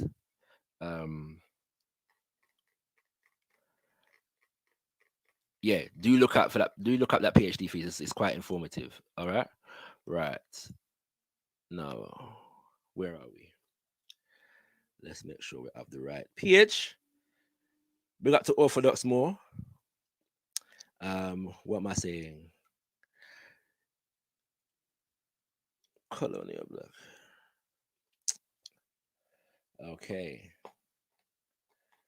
So we need to go a little more further. And we're gonna get into some movements. All right. So we're gonna read from two sections of this. Yeah. The first one relates to Askia the Great. Yeah. And then the second part relates to what Uncle Danjuma said in terms of peaceful influx of Islam. Yeah. Right. So subheading: separation of secular and religious. Secular and religious. Yeah. In pagan antiquity, as in traditional Africa, secular and religious powers were long identified with one another. As a consequence of Christianity and Islam, they were separated. in both places, in the sense that the king no longer performed religious services, even when with Pepin the Short, he once again became sacrosanct. In Arabia, Islam blotted from the mind of the people the very memory of Sabaism, a new religious order which seemed to emerge from the absolute blended um, with the secular in the social organization. The regime of the caliphates rapidly evolved in a theocratic monarchy. No more Sabian kings vegetating like a fossil next to the Kaaba. This would obtain in all the Arabian kingdoms of Egypt, North Africa, and Spain. Sorry, yeah. In Black Africa, the social order remained practically as it had been before Islamization. But in those places where the people and the king became Islamized, one particular fact appeared. The king no longer exercised a religious function. He was progressively secularized and was seen now only as a simple temporal governor of the country. He was not like those Islamic empire builders, propagators of the faith, who established themselves as kings after the conquest of a country, thereby becoming sacred beings, uniting the two powers in themselves. He was no longer a preacher. The halo of holiness which surrounded him was progressively to fall onto the shoulders of the representatives of the foreign religion, a Muslim clergy of lower class origin, whereas he, the king, more and more symbolized the secular with its implications of coercion and administrative impositions. Under the influence of religion, he would progressively be discredited and considered the very incarnation of Satan. What had created his spiritual force was traditional religion. That, along with the cosmology, justified his place in society. When those were overcome by the foreign religion, the same fate would befall the institutions to which they had given rise. Yeah.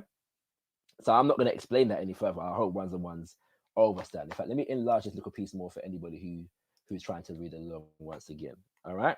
Okay. Um, right.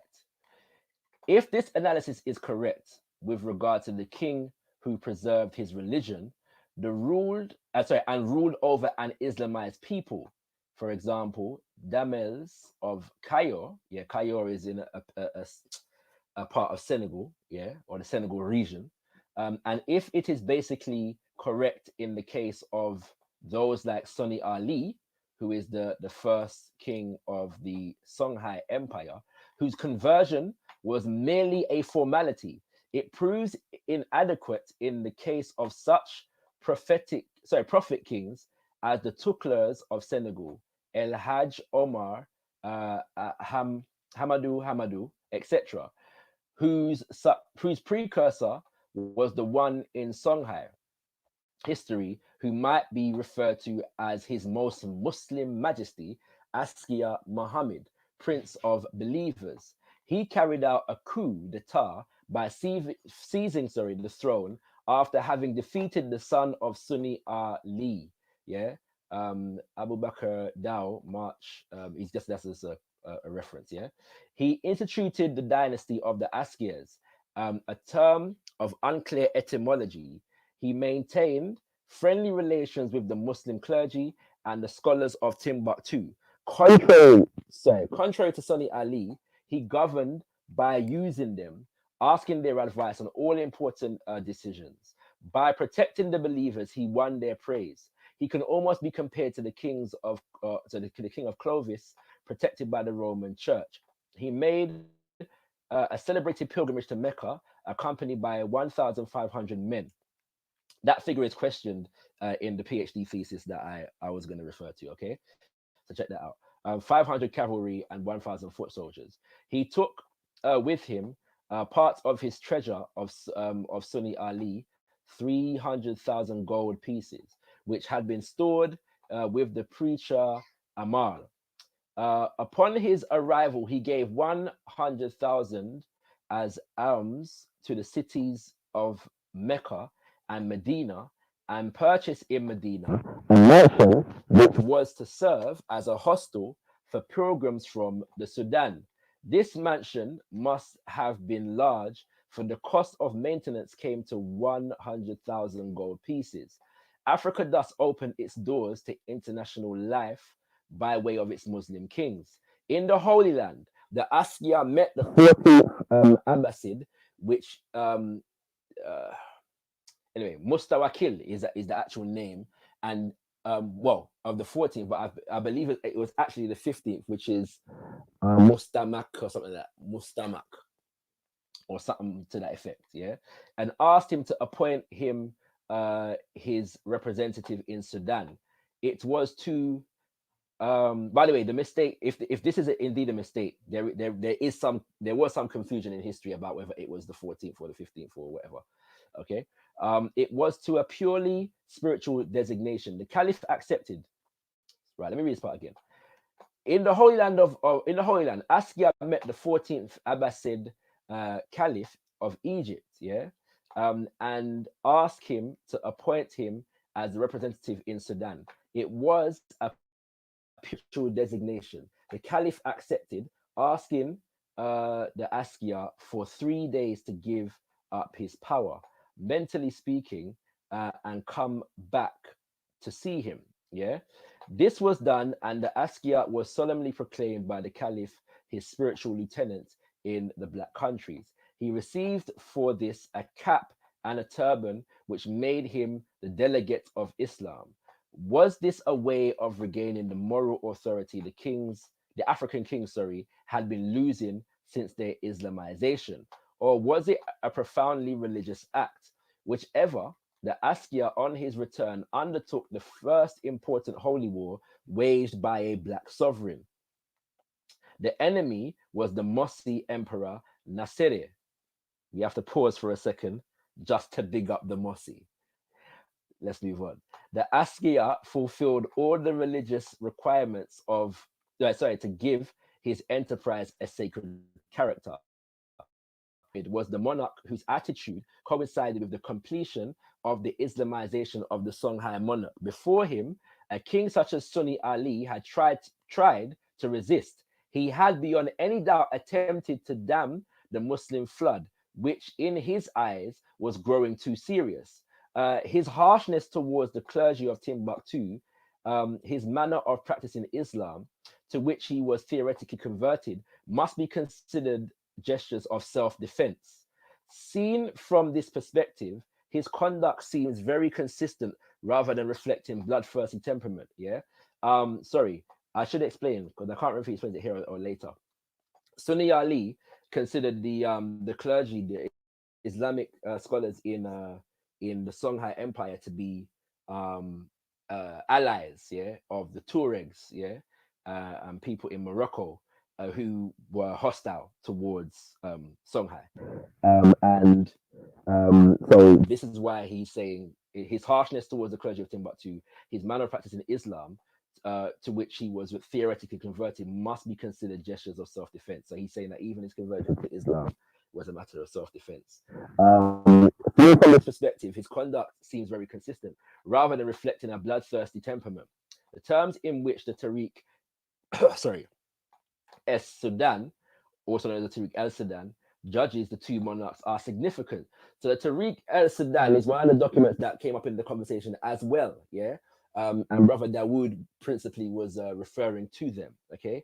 So we're going to get some quotes from them now, all right? El-Sudan judges the two monarchs are significant.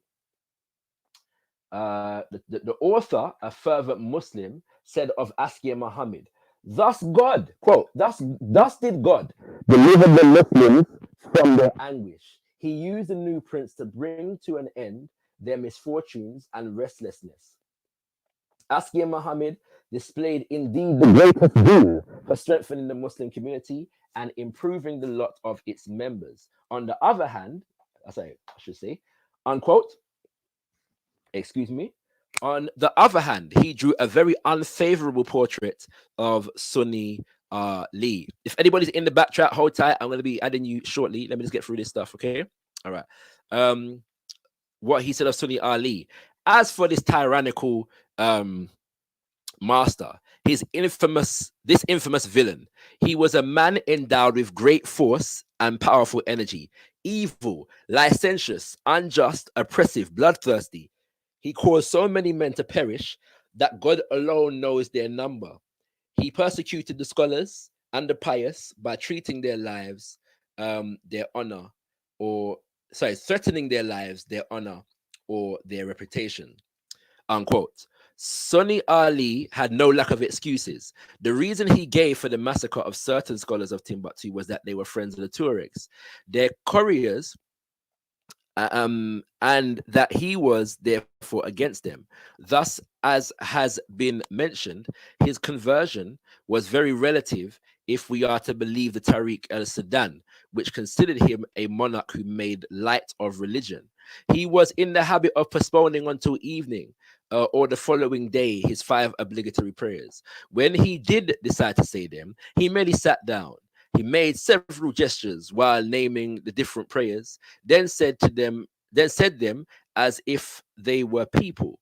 Now divide all that among you, since you know one another so well. Unquote. The struggle for political power against Islam by the native clergy seeking to discredit it colored a whole period of African history. It was characterized in Senegal by the exodus of the marabouts from the city of Koki in the region of Louga Linguere, yeah, between Dakar and St. Louis, towards the peninsula of Cape Verde. This event took place during the marabouts are basically a group of Muslim clergy, scholars and clergy, and so on and so forth. Yeah, it's like a brotherhood of the faith. Yeah, I've heard it translated as the contempt between the secular, sorry, this event took place during the reign of Damal Amadi Ngone Ndlela, yeah? Ndela, sorry. The contempt between the secular and the religious powers was reciprocal. The marabouts, especially those who were not part of the court, who were not responsible for the mystical defense of the dynasty, through the establishment of the Grigris, and in other ways, made no mystery of their disdain for everything mortal here on earth. The non-Islamized king was just another Kafir, an infidel to them.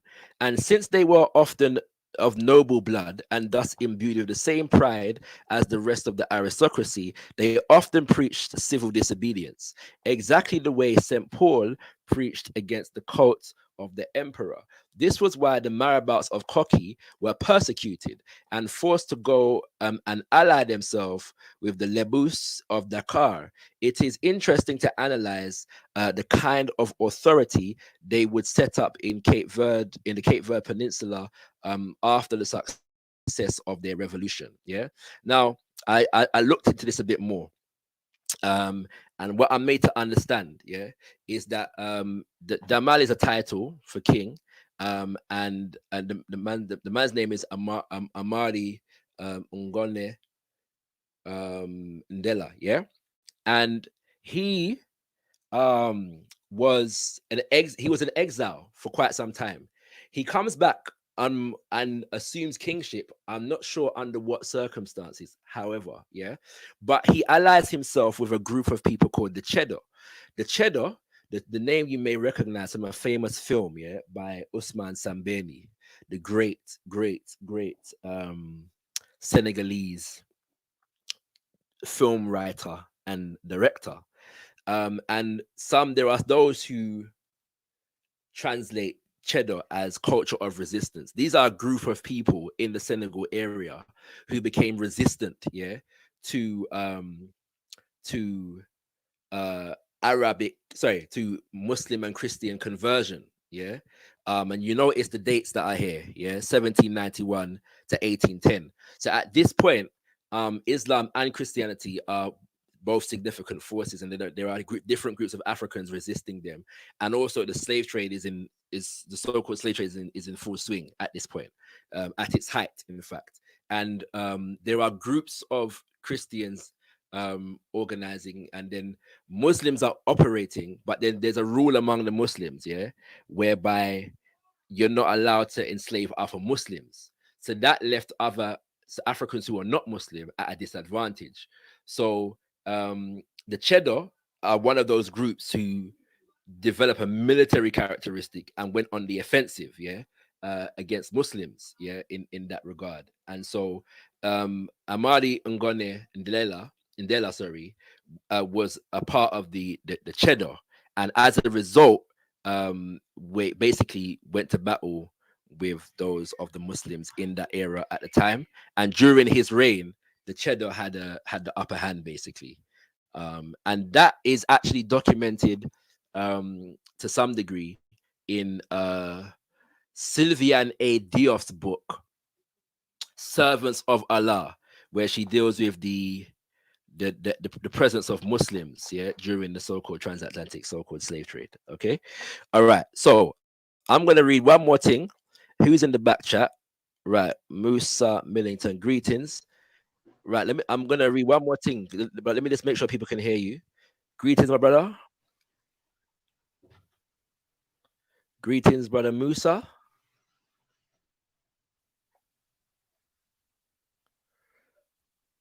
I cannot hear brother Musa, unfortunately. All right, brother Musa, stay where you are. I'm gonna read some more, and then we'll get back to you in a second. By the way, kings and queens, the link is in the chat.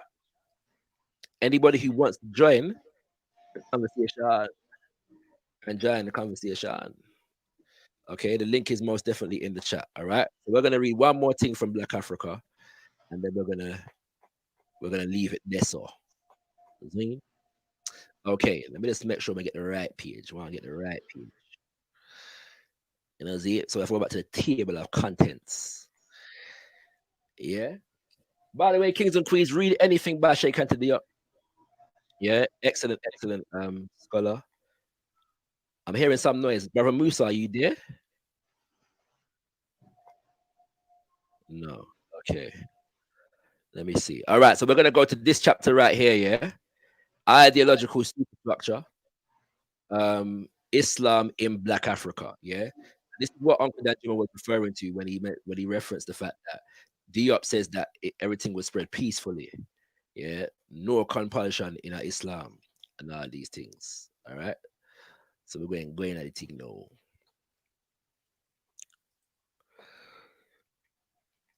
Hold on, I can hear something, you know. All right. Give thanks for your patience, kings and queens, and I hope people appreciate what I'm doing here.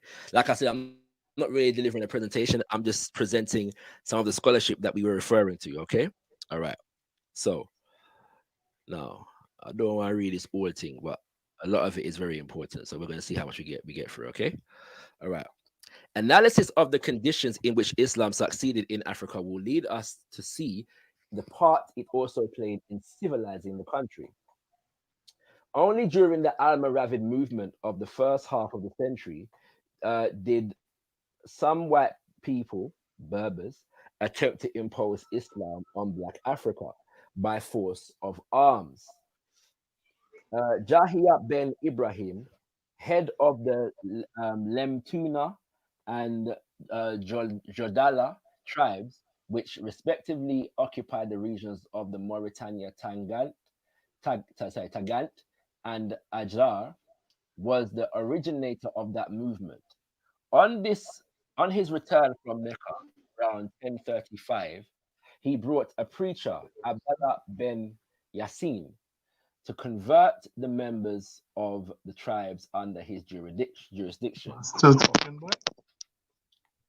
Greetings. Greetings. Brother Musa. Yeah. Greetings, brother. Right. So Greetings. I'm still presenting a little piece here. So I'm gonna ask you to if you can mute your mic for a piece, and I'll get back to you in a second. Okay. Okay, cool. Give thanks. Give thanks. Where was I up to now? I'm getting all the wrong documents now. All right, kings and queens. Right. Where was I?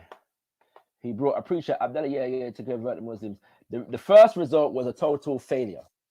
The preacher was on the point of leaving when Yahya succeeded in convincing him it was a good idea for the two of them to take a retreat in a fortified monastery on an island at the mouth of the Senegal River and lead an aesthetic life, which through their example might attract some disciples. This was the beginning of the Marabout movement in West Africa.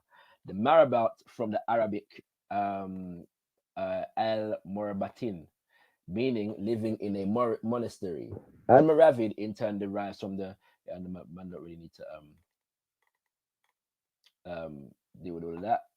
According to Ibn Khaldun, when the number of disciples had reached 1,000, Yasin said to them, 1,000 men cannot easily be beaten.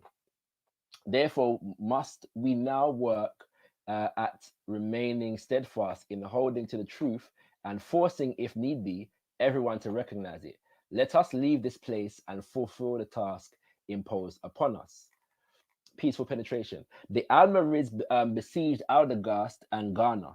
This was the only time white troops attempted to impose Islam through violence. One of Yasin's disciples, King Diaby, converted part of Taklur on the Senegal River. They became zealous allies of the Arabo-Berbers in holy wars from the 11th century on. The Almoravid thrust pushed northward across the desert through Sijil Massa and the Maghreb. To reach parts of Spain. It did not spread in West Africa to the east and south. Conversion of these regions was to be the work of autonomous marabouts. Okay, the primary reason. So this is what Uncle Danjuma was referring to. Yeah. So after the Almoravids, them everything was peaceful. All right. So let's continue to read.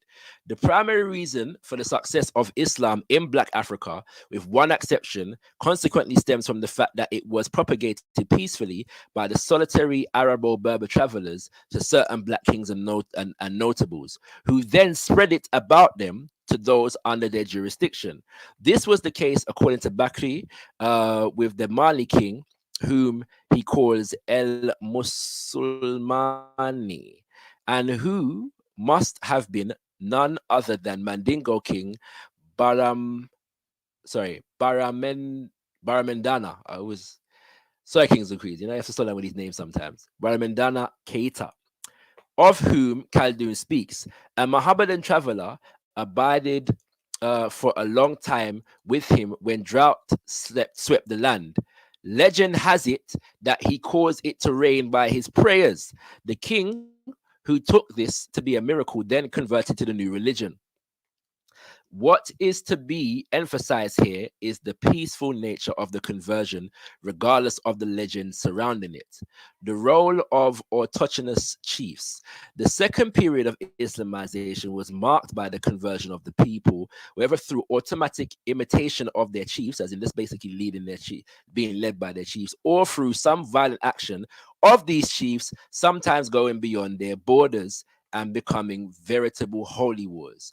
All such holy wars were conducted by Black chiefs.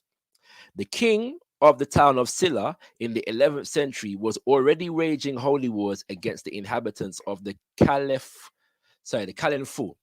as had Askia Muhammad against the Mossi Emperor Nasser. We just want to pause to dig up the Mossi. And we move on.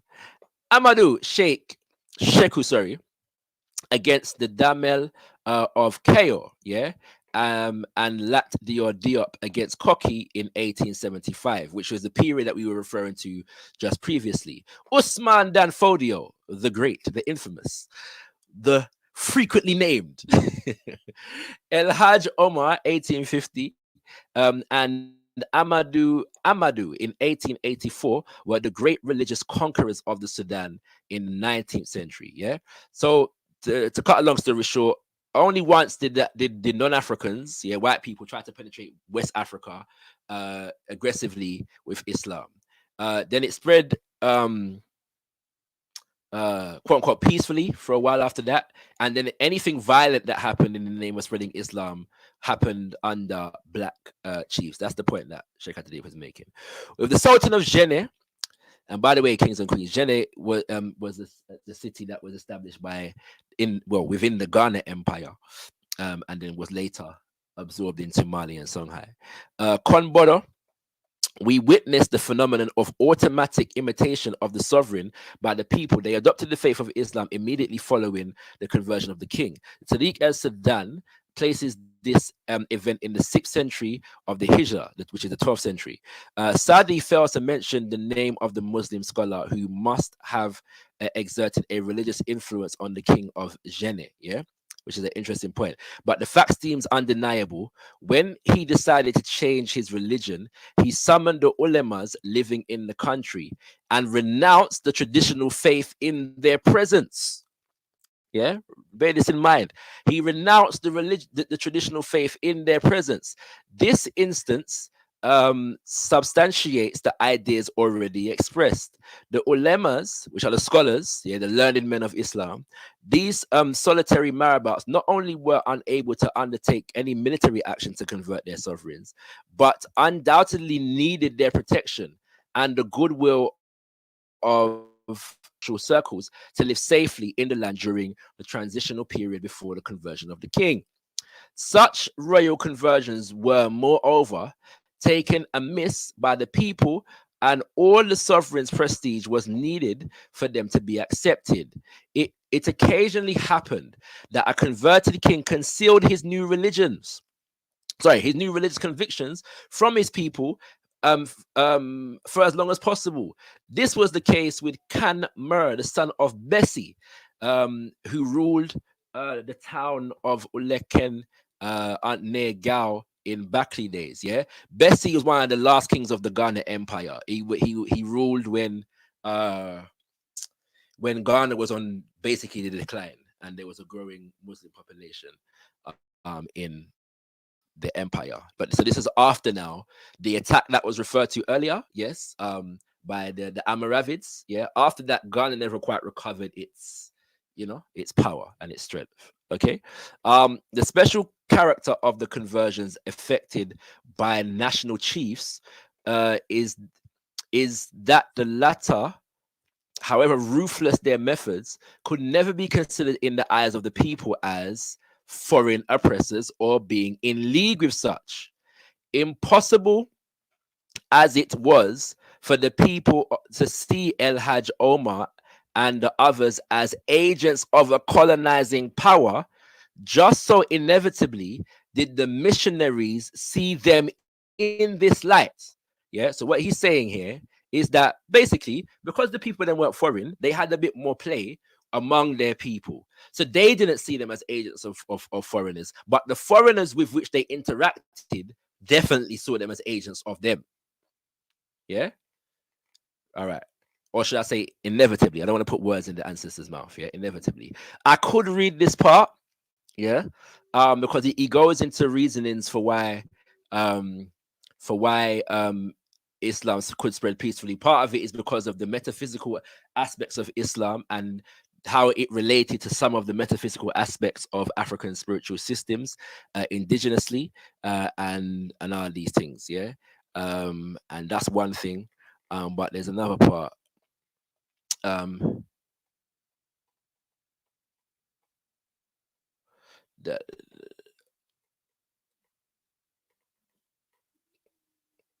um,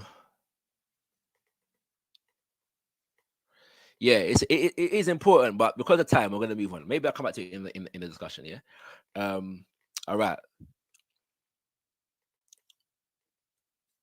Pre-colonial incident. Yeah, I'm gonna miss this part out as well. Yeah, it's all important stuff. But I wanna round up here. So I wanna get to the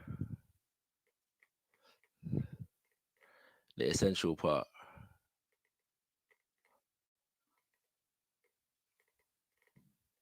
Right.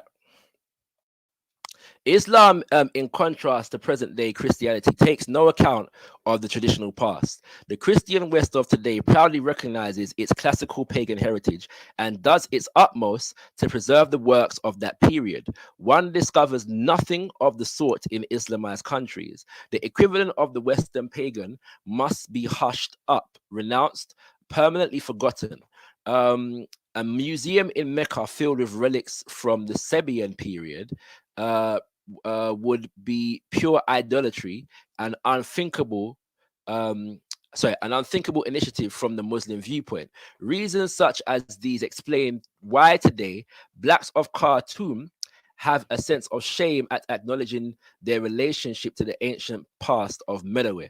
The ruins from that period, the 84 pyramids still standing in the ancient capital, the temple of Semna, Meroitic writings, the remains of the astronomical observatories. This is science now. The vestiges of the metal industry, which made the Sudan the Birmingham of antiquity. All of this is of no interest because it is tainted with a pagan tradition. No good Muslim would think of recalling. How could they, in all decency, hark back to these people who knew nothing of the Quran and who did not pray as we do now to a time before religious wisdom? Yeah. Um, and this is the final part I'm going to read. Sherifism. One might term Sherifism as the irresistible impulse on the part of most Muslim chiefs of Black Africa to link themselves by whatever sort of acrobatics to the family tree of Muhammad. One of my uncles, Matalo, maintained until his dying day that 20 ancestors whose names he would quote linked him to the Prophet. Anyone who disagreed with him was a heretic. This tendency spread throughout Africa. After the introduction of Islam in the 8th century, all the royal families without distinction after Islam invented Sherifian origins for themselves, often retroactively adjusting local history. This was the case with the royal branch of the Dias of Kukia, the former capital of Songhai before Gao.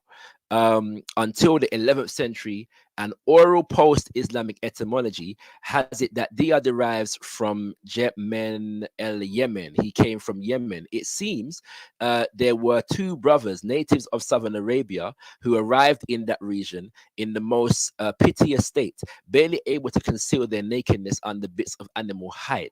Whenever they were asked where they came from, one of them would answer in Arabic with the aforementioned expression. Henceforth, that was the name of the elder the elder of the two.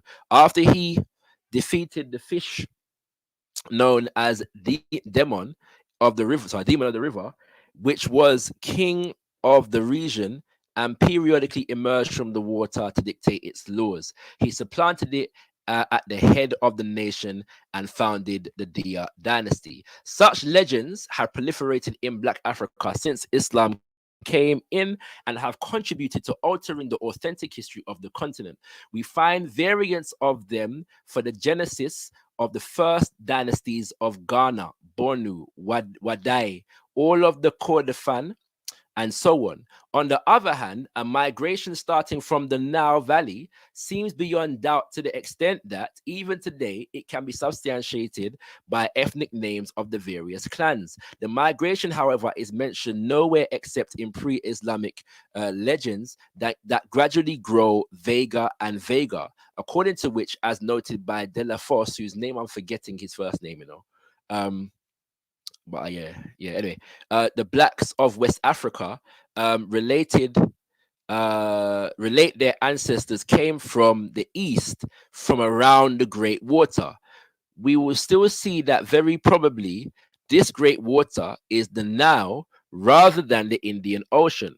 Consciousness of the continuity of the people's historical past has been progressively weakened by religious influences. Even with our own families, within our own families, we know that our parents prefer to forget systematically and keep their children unaware of certain pagan past, of a certain pagan past, sorry, which has become indiscreet and to mention, except for a few nostalgic reminiscence. Uh, in the search for ancestors as far away as Yemen, they might have been better off to stop at the Nile Basin. But this happens less and less, often because beginning with the 7th century, the history of that region appeared as if polluted by the image of the Pharaoh, the biblical curse on whom is perpetuated in Islam. However, that may be, Mohammedan Black Africa in the Middle Ages was no less original than Christian Europe at the close of antiquity. Both continents were invaded in the same way by alien monotheistic religions, which ended up being at the foundation of the entire socio political organization, ruling philosophical thought, and carrying forward intellectual and moral values during this whole period. A hierarchy of as powerful, old, and permanent as that of the Christian church is non-existent in Islam. It is the replica on the religious level of the old Roman administrative organization. Immediately after the wars of the times of the first caliphates, there was a coexistence and reciprocal tolerance among the different sects of Islam. None prevailed sufficiently to be able to anathemize the others and consider them schismatic, sorry, so as to erect a durable hierarchy upon its own concepts and its own interpretation of the religious text. This situation gave rise in Black Africa to the possibility of a multiplicity of sects. Thus, alongside the old Tijani sect, native to North Africa and propagated by El Hajj Malik Sai in Senegal, there appeared at the beginning of the 20th century the new Morid sect created by Amadou Bamba. The French authorities were very quickly interpreted this as the integrating of Islam into local nationalism. Instead of expressly recommending a pilgrimage to Mecca, considering material obligations one would have to fulfill vis-a-vis his family so as to be in a position to make such a journey, Moridism created shrines on the local level. Jubel, the residence of Amadou Bamba with its mosque, and this was a substitute for Mecca during the Marabout's life. After his death, it was shifted to Tuba, where he is buried. Thus, from 1900 to 1935, no Murid made a pilgrimage to Mecca. The idea of making one occurred to no one, not even the creator of the sect. Sheikh Anta, the most independent of all the young brothers of Amadou Bamba, thought of making it only after Amadou Bamba's death. Right, I'm going to leave it there. In fact, no, there's only a little bit left. I'll read it. Yeah.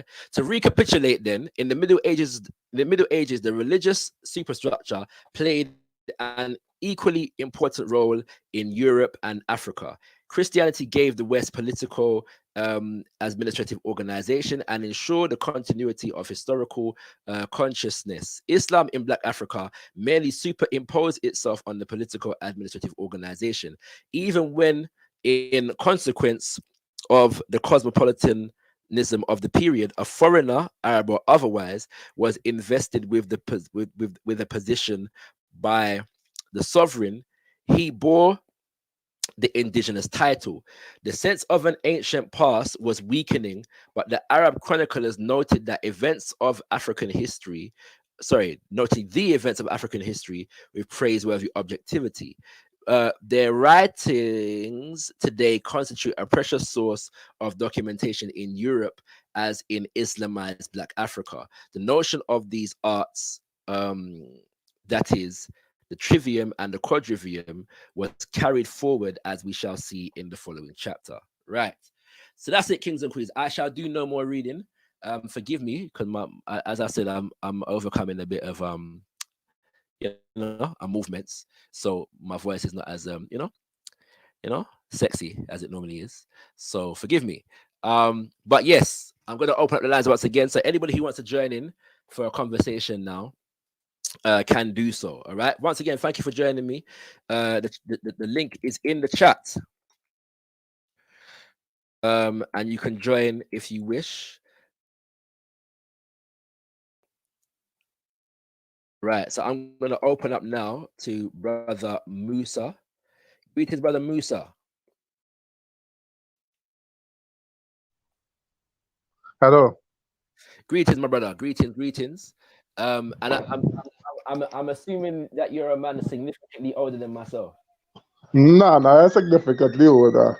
Um, Basically, I'm about say like I'm Danjuma's previous generation, if you know what I mean. So you're a Because generation below Uncle Danjuma. below, right? Yeah, because what happened, Danjuma went the same school I went to, St. Mary's College, and basically I went to the same school 20 years, about 20 years later, and Okay. basically his best friend was Yes. my teacher in history. Right. Okay. That's So why we should the same thing. he's your uncle like mine then. Yeah, I can say so. Yeah. All right. Cool. What's your contribution? No, well, basically, I mean, it's a very interesting conversation, I find.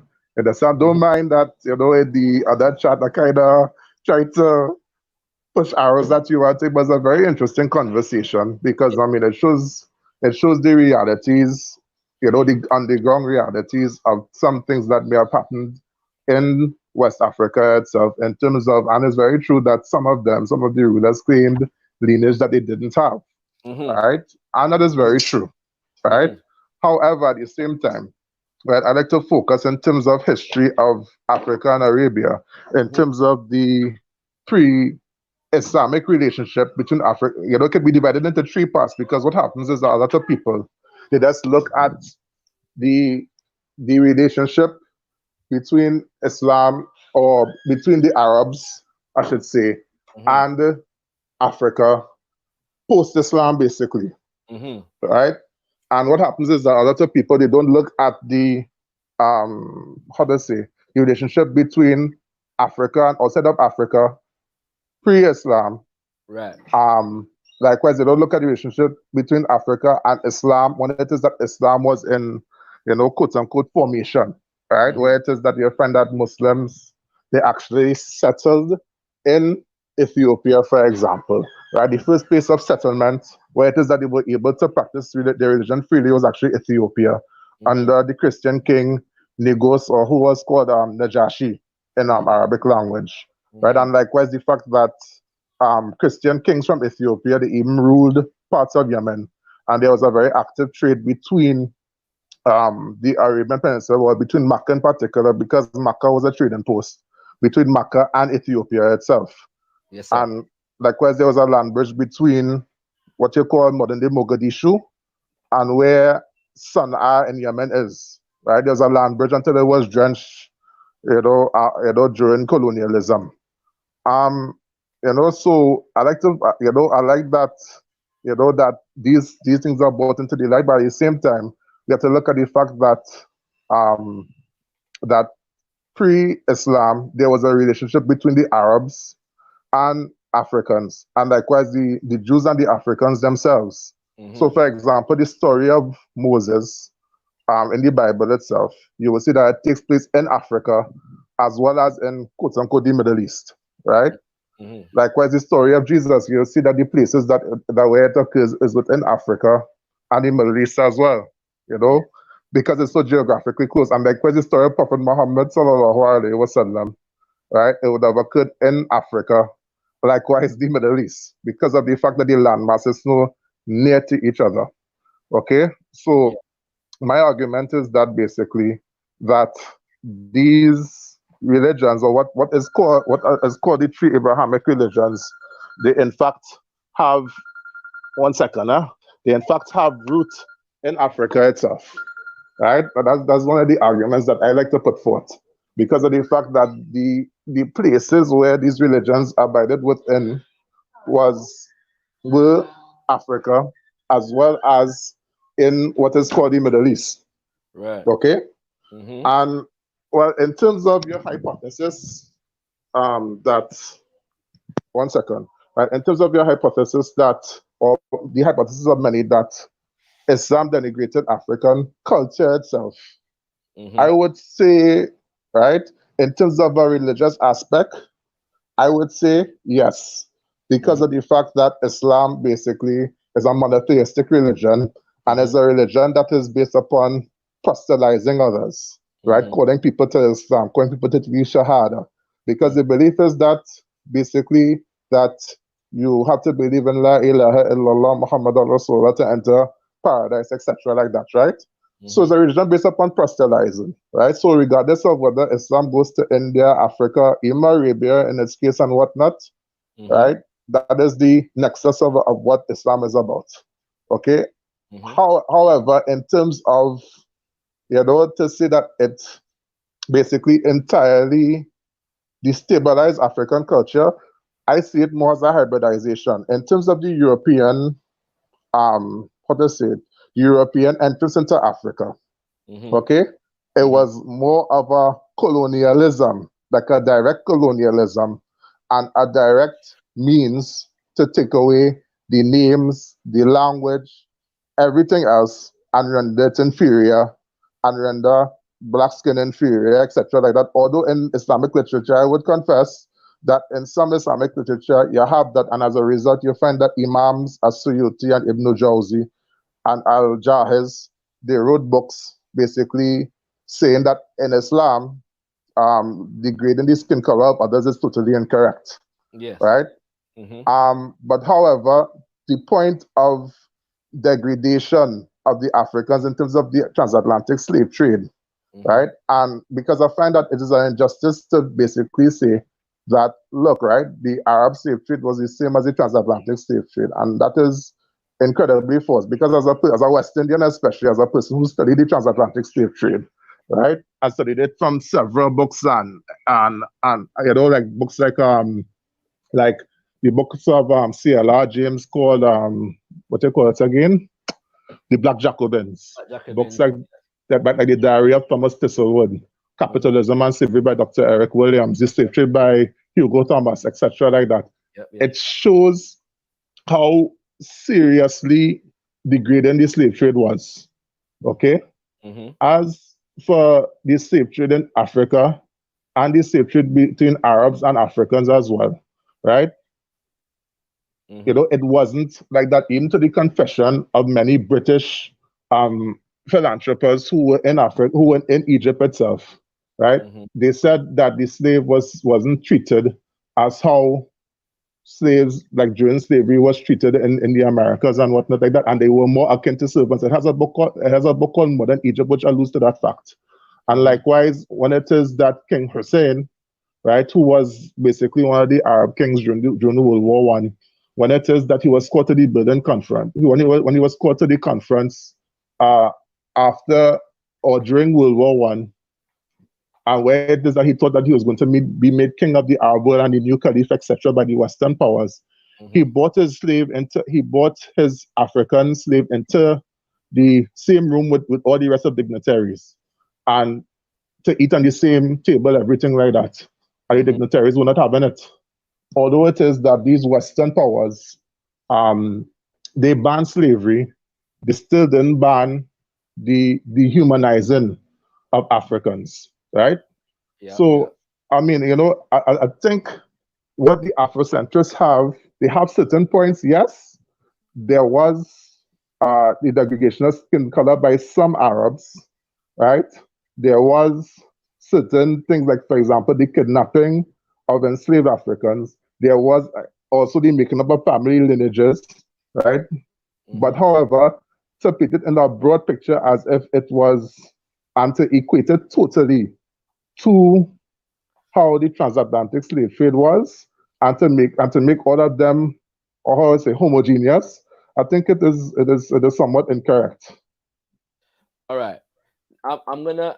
So you will know, yeah, because I'm assuming that you have some knowledge of like African centered or Afrocentric kind of history and philosophy, yeah. That for the Right. most part, biblical history is not something that we regard very highly, yeah. Well, So, but I'm just saying that yeah. like in the Bible itself, right? In the Bible Yes. itself, I'm not saying whether it is that Moses was in, well, sorry, that Jesus was in fact in Africa or whatever Yeah. else, right?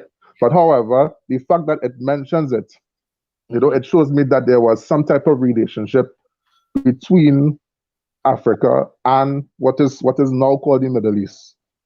It shows me that. Yeah, I'd agree with you. Yeah, I was just making that point because I wasn't really going to go too much down the Hmm. Bible in terms of the history of things. You know what I'm saying? But I, Mm, that you have some credence for that. But yes, there was a relationship. Um, so we're not going to dispute that. I would ask you, however, um, mm. like in that regard, because you said that when Christianity came, it came with a colonizing force. I'm assuming well, you're not including Ethiopia in that. Oh, You're no, not of course not. Right? so That was totally different. That Christianity, it came through missionaries because, as you know, that the Ethiopian Christians, they came through the early church. Right? mhm, I'm mhm, speaking about, and this is why I like to qualify when it is that I'm speaking about the influence of the transatlantic slave trade. For example, I refer to the Christianity as Western Christianity, mhm. as Christianity of the Western world. Because and when I refer to European supremacy, I say Western European supremacy. Usually, I say that to my class inside my school because why? The Russians were being enslaved by the Arabs themselves. So the whole thing about it, to classify it as a phenomenon of all white people, when it is that in fact it was a phenomenon based in Western Europe, Mhm. in terms of what you call the Atlantic slave trade and the institutionalized racism and whatnot like that, Yeah. right? So I cannot say that Christianity broadly Mhm. was, in that sense, was colonized and enslaved Africa, but I Mhm. would say that Western Christianity itself, right? Because as you know, the first people they sent were the explorers, Yes. like what's his name again? Mungo Park, Yeah. right? Mhm. And then they would send the missionaries, and Mhm. then they would send the guys with the guns afterwards, Mhm. Mhm. right? Mhm. But So, but bro, this mm, is the difference that we have here because it would mm, seem as though with the Arab invasion, the whole of them did come one time. Yeah, army merchant and imam came one time. So if we're talking mm, about Nubia, for example, obviously Nubia was Christianized by this point, right? right. You know what I'm saying? But the invasion, from what we saw from the document we read before, from the paper that Uncle Danjuma had suggested, it Mm, like it was followed up by merchants and scholars, right? You know what I'm right. saying? And in fact, it is said that um, Dongola, following the 652 invasion, actually allowed them to build a mosque. Yeah, now, Mm-hmm, exactly how true this is, but this is part of the history because this may be part of the revisionism that mm, the people that was doing afterwards. Yeah, but mm, they were allowed to build a mosque for them to worship, which is not unusual because the mm, Ghanaian Empire did a similar thing. Yeah, allowed right. to take over half the city and What, build. yeah, Kumbe Sade, correct. You know what I'm saying? Yeah. So you know what I mean? So my point is that when people make the difference, I appreciate that there are differences. Yeah. Like Mm, there are differences between British slavery, um, and French slavery and Portuguese slavery, but it's still transatlantic slavery, if that makes sense, right? um, So that I would the, I would dispute with you slightly at that point. yeah, Yes, there were, but the cruelty was basically the same. It's just like the Portuguese and the French. They love to mix much more with the black woman than the British. That is the only I that's the take only real difference. I take your point. Yeah. But again, that's a difference in methodology. This is the point because the Portuguese, and I mean, when we say this, yeah, because there are some who say that was the case, but then the British had more of a propensity when it came to the mandate, yeah, Hmm. black men, especially in America, yeah, Hmm. they had a bit of a thing going on there, right? So I take your Right. point. However, and it's true to say that the Portuguese and and the Spanish had a thing about breeding out Mm. blackness after a while as well. Yeah, like deliberately trying to breed out the blackness after a while. My only point though is that to say that to speak the only statement that I've ever heard made is that the Arabic slave period, yeah, was just as brutal. And I've grown to understand what they mean when they say that. And I'll put this Mm. you have to see, yeah. The Mm. transatlantic slave trade was devastating in a short period of time. Yeah, Mm. 400 years, destabilized everything. Mm. Whereas Arabic slave trade was developed gradually over longer periods of time. Yeah, Mm. places like Saudi Arabia didn't actually outlaw slavery until the 1960s. Yeah, Correct. right. What's it called? We're still being enslaved all over the Arabic world during the Mm. period. Yeah, Right. and these kinds of things. All right. Mm. And so in a sense, the argument is given that to some degree, European and the fact that Arabic slavery continued throughout the duration of the transatlantic period, and that colonization actually um, halted the actual trade, the Arabic trade in enslaved African bodies, whereby Mm. people being enslaved in the Arab world, if that makes sense. But colonization, Mm. they couldn't enslave us the same way in the African world, in North Africa, and them kind of things there. Then Right. now we have to deal with the brutalities that were being faced. And I know that there are contested viewpoints here regarding the extent to which the Arabs were as brutal as the Europeans. Okay. Right. And that one, I don't think, like, after one reads the Black Jacobins and these books like that and the Diaries of Thomas Thistlewood, I Yes. don't think that the cruelty in West Indian slavery Yes. could match any other type of slavery, to be frank. Yes. Right? Because as the author of Modern Egypt, I can't remember his name, he Mhm. was saying that the slaves in the Arab world, right? And we also have to remember that in the African world, there was also slavery as well within the African tribes themselves, Mhm. right? Mhm. That the slave was treated as a domestic servant more than what the European concept of slave was. Because to me, what happens is that when we hear the concept of the word slave, no, I'm not saying that slavery is something cool Mhm. and something nice and something, with Mhm. roses and petals on the floor. I'm not Mhm. saying that. Mhm. But what happens is that the institution of slavery in the Arab world as well as the African world, Mhm. right? They were quite similar in terms of that the enslaved person, whether he was well in the Arab world, it could have been African, European, Persian, whatever else, that they would integrate within the society, eventually becoming free and basically operate as a normal citizen. Because and what shows you this is the fact that many of the people who escaped slavery during the slave trade, they actually left. I was speaking specifically about the Hausa and the Fulani. They Yeah. actually left West Africa and basically fled to Arabia and Mhm. ended up living in Mecca as free people, Mhm. right? And that was Mhm. over like about 300-400 years ago. Mhm. Okay, and they're known as Falata. Instead of Fulani, they're known as Falata. And Mhm. instead of being known as Hausa, they're known as Hausawi, Mhm. basically alluding to their Nigerian origin. However, if a person was black in the West, except for few exceptions, if he was black, that was it. You could just be apprehended and you're a slave. You understand? So what happens is that there is a So, difference. I'm mhm. not saying any being a slave is cool in any sense of the word, but Mhm. in terms of Arab slavery and in terms of African slavery, there were certain rules and regulations. There are certain codes that had to be followed. If they were followed totally or not, that is our next issue, right? I If think there's it's a they weren't though. This huh? is I think it's pretty evident that they weren't. Yeah.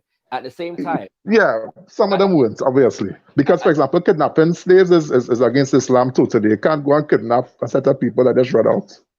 and this is my point. But then when you look at the racial characterizations that began to come into Mm, and then you know what I'm saying. So there's definitely a subjugation of Africa and African people within that context. And again, I mean, we haven't had this conversation, so I'm reluctant to go into it proper. Mhm. Issue of things like castration, and then the issue of things like one of the things that the Arabs did more than the Europeans was enslavement in the service of army. Yeah. Mm. And these kinds of things. So a lot of people, things that people call Moors and them kind of things, they were actually enslaved bodies in armies. Yeah, Right. the Arabs had whole slave armies. Yeah, that Mm. employed for different things. Yeah. However, I do want to say this because in the conversations, and I'm assuming that you've seen both of the conversations that I had with Uncle Danjuma, I Right. have focused, yeah, on on the what's it called, the forced aspect of conversation. If that makes sense. Yeah. So to me, the conversion to Islam by force is one thing, but the cultural denigration, yeah, is Mm. just as like so whether that comes via force or not. Yeah. This is why we talk about the things like the history and the rewriting of the history. All Now right. you said that the last point, yeah, and I want to welcome Ping on the thing. Yeah, greetings. We're gonna come to you in a second, yeah. But in the sense of the fact that you mentioned the culture, but different from the religion, yeah, and Mm-hmm. I don't think that distinction is too seamless when it comes to African culture. You know, Mm. you don't easily um you know pull the spiritual system out of the general culture and still have a culture left. In fact, Uncle Danjuma said in one of the conversations that if you take the Islam out of the Kanuri people's culture, they will cease to exist.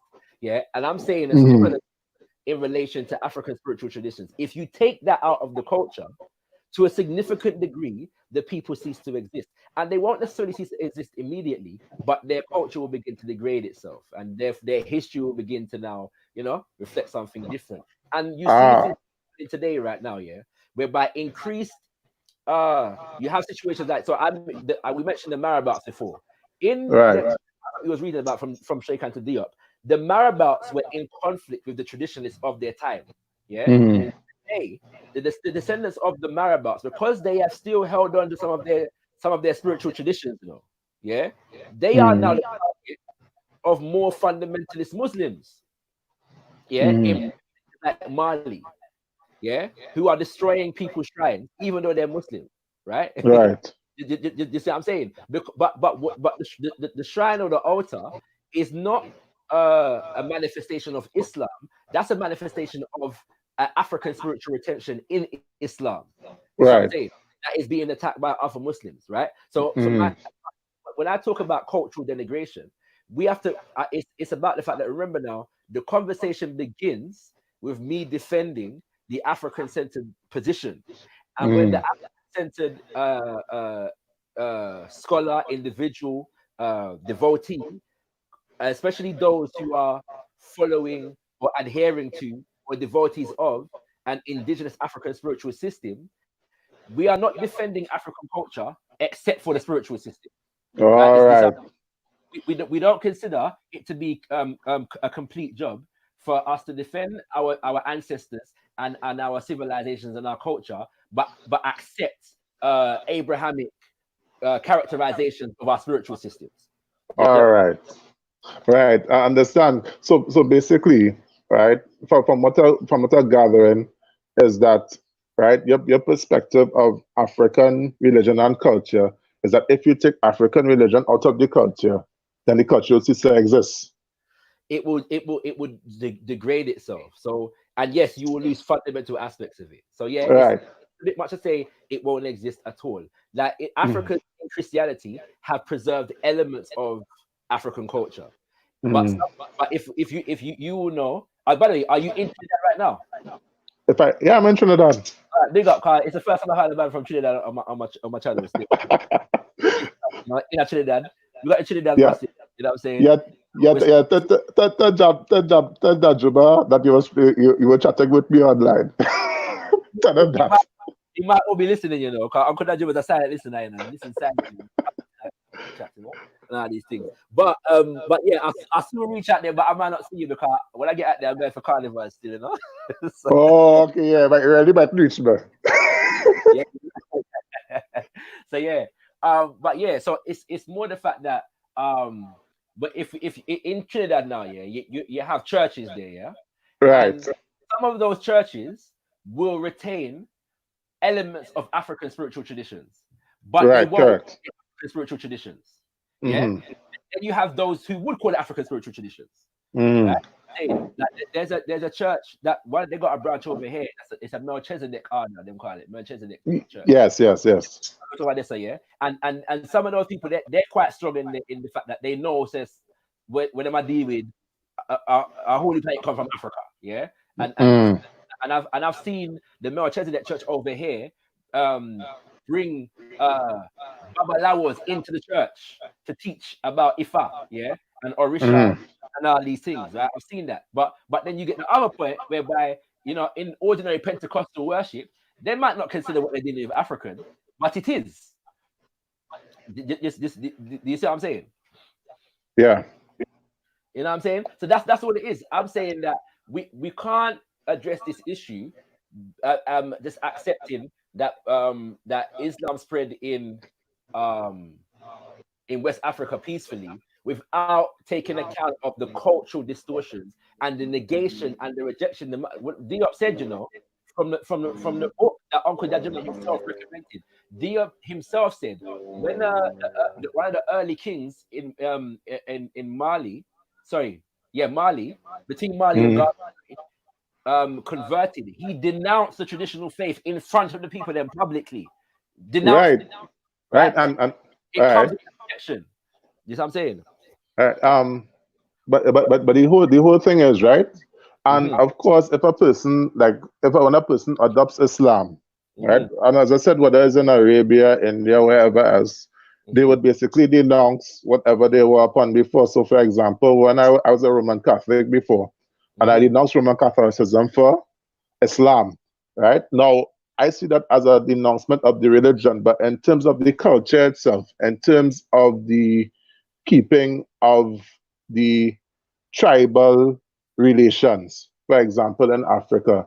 In terms of, as I said, some of the kings and whatnot, they manufacture their lineage. And so do some people all over the world, like in India and Iran and wherever else, for whatever odd reason, right? Yes. Okay? And even that in Islam, that is unlawful. You cannot, because you cannot name yourself other than what you would name to your father, basically, right? Yes. Yeah. The name of your forefathers, right? Mm-hmm. But the whole thing about it is that it still kept certain structures and things. So, for example, I would say yes in terms of certain practices, okay, Mm-hmm. that Islam basically with the Islamic empires, they would have abolished it in Africa, Mm-hmm. among themselves, basically, right?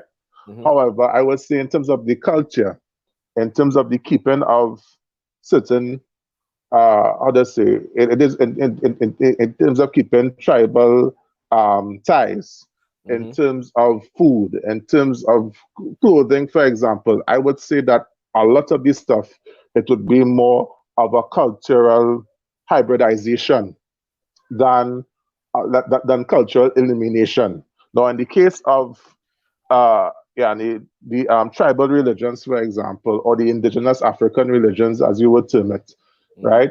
There would have been cultural erasure, right? Mm-hmm. As there would have been in other places, right? Mm-hmm. But in terms of certain practices, for example, what it is that they wear, Mm-hmm. the languages they speak, Mm-hmm. the food that they eat, etc., like that. Mm-hmm. Okay, I would say that it is more of a cultural hybridization, and that the Arabs, when it is that they came to Africa, for example, Mm-hmm. the Arabs and the Berbers are actually, I should say, and the Tuareg, okay, when they came to Africa itself, right, they didn't seek to eliminate the culture of the people, right? And we can see that from West Africans and whatnot, like that, what they wear, how in the language itself, in the languages they speak, although it has some Arabic words in it, or lots of Arabic words in it, their language wasn't completely eliminated. So Mm-hmm. that shows some measure of hybridization. Now, in the case of of West Indians now, in the case of the transatlantic slave trade, if I was to make a comparison, right? But well, of course, in the case of West Africa, the Arabs didn't colonize there already, right? But in the case of the Atlantic slave trade, complete culturally the erasure was basically sought. You know, name, lineage, how you even braid your hair, every single thing was basically, you know, basically taken off, and the European basically tried to erase it completely, you know, into oblivion, in other words. Although it is that certain things survived, you know, and you know, and as I always tell people, right, it's not that nothing survived after slavery. A lot of things did in fact survive if it is that people really search into our Caribbean culture, for example, as a Trinidadian, you know, some of the statements, some of the language. Well, in Jamaica, it's a lot. Our retention. A lot of the Ashanti language is still used and stuff like that. A lot of, you know, Fulani language, etc., like that. A lot of the foods, etc., like that, right? However, you know, one cannot deny that, you know, that the ultimate goal of the European was basically to erase the African off the face of the earth and to make him into basically a slave, a servant, you know, what we would understand. But in the case of, I would say, in the case of the, you know, where it is that the Arabs came into say like West Africa, they were the Arabs and the Berbers, I would say, right? When they came into West Africa, it was more to convert them into religion. And as a result of the religion, certain cultural aspects of them would change, meaning cultural aspects of would have been contradictory to Islam. And then what would be introduced as well would be the Arabic language, because it's not that the Arabic language was superior, because as I said, that they had their own languages themselves, where it is that it was still spoken. But at the same time, what happened is that the Arabic language, number one, was important in terms of the Quran, because the Quran is an Arabic language, right? The Hadith, etc., like that. And in terms of relating with the wider Muslim world, right? Because what happened is that within the Muslim world itself, you know, a person couldn't go and speak Hausa or Wolof to a person in India, or a person or Arab or Berber. But one of the hard currencies in terms of language was in terms of the Arabic language itself. So that is why, you know, Arabic was so important in terms of West Africa at the time. Because why? Because of the fact that, number one, African scholarship could go to a wider audience within the Arab world, within the Muslim world, within India, etc., like that. And number two, you know, it allowed the Africans to trade with the wider world because of the fact that because of the language that was used. Okay, so yeah. Well, finish. I want to bring in Bernie Bay, who's on the panel. Oh, okay, no problem.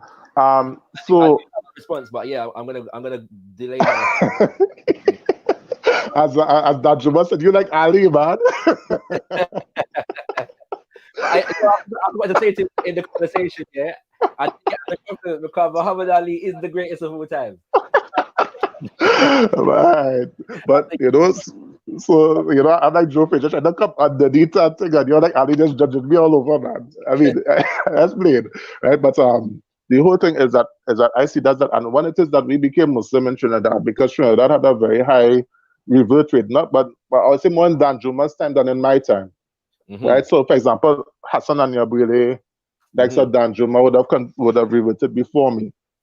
They saw Islam as a very important part of their Africanity and of African culture, right?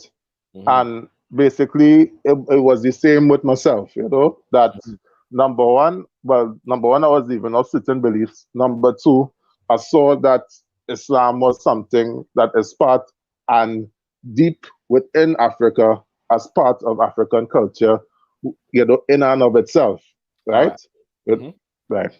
Yes, sir. Give facts. Yeah, like I said, I will respond, but the brother's been waiting for a while, so I do want to bring him in. Bernie Bay. Bernie Bay. Yo, yo, yo, peace and love. It's your boy, Brother Bernard Eastland Bay, Moorish American Muslim. Oh, Um, greetings. yeah, long time no see, Shaka. Yeah, greetings. Um, I want to give all praises to Allah, who's the Father of the universe, Father of love, Chief of peace, freedom, and justice, who is our protector, our guide, and our salvation by night and by day. I want to give honors to all divine prophets who taught the message of oneness, self accountability, and just leading the righteous life. You know, from Buddha, Jesus, Muhammad, Confucius, honors to all of them and all the prophets not mentioned. Happy Holy Day um, for all Muslims all over the world. For my particular branch of Islam, we take this day of rest. For us, it's the first day of the birth of the first physical man, and it's also the day that the first physical man departed out of flesh and ascended to his Father God Allah. So it's happy holy day to all of you, and peace and love. All right, listen. Did you have a contribution to the conversation? Or is that it? Let's just say I was just listening. I'm not too big on the historical side of Islam. I do know through my personal tribe, the Moabites. We have a lot of deep inhabitation in Western Africa. You probably heard of the Moorish Empire. Yeah. That consisted of North, South, Central America, including the surrounding islands, including Atlantis, which existed before the Great Earthquake, which caused the Atlantic Ocean. All of that was Moorish territory. Then we later, um, created kingdoms and other nations later on, Tunis, Tripoli, so forth, so forth. Mm-hmm. But, yeah, definitely. Big ups to the Yoruba tribe out there, Olaran. So big ups. Ashe, Ashe. Ashe. All right. So I'll respond to Brother Musa now, yeah. So in respect of much of what Brother Musa said, I sympathize with a lot of it. I understand that for a lot of Africans coming out of enslavement and colonization and being closely identified with Christianity, colonization with Christianity, many began to see Islam as a liberation kind of theology, a liberation ideology, and these kinds of things. Yeah, and we respect that. Greeted national racialism. Uh, Greetings. Can you hear me? yes, sir. We can hear you. We can hear you. Okay, good, good. Stay tuned. I'll come to you in a second. Right. And by the link is in the chat, family. So anybody else who wants to join, make a comment, ask a question, feel free to. Special shout out to brother, Uncle Danjuma. If you are listening, I know you don't join these things, but I'm sending in the invitation, especially to you, if you wish to join. And also, brother Hassan Anyabwile, feel free to join. You're most welcome also.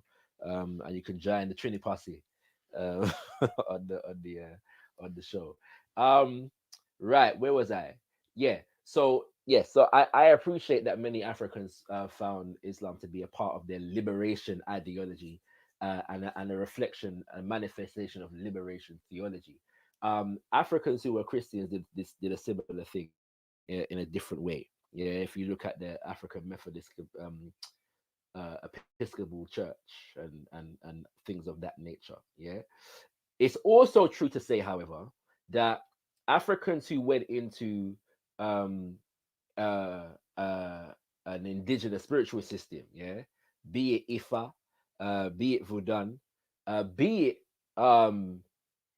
studying the spiritual system of Kemet, yeah, and the Nile Valley and Tarset, I should say the Nile Valley more than just Kemet, yeah, including Tarseti, etc., yeah, began to see uh, the reclamation, yeah, of these spiritual systems, these so-called religions, yeah, as a manifestation of their decolonization, yeah, to a great degree.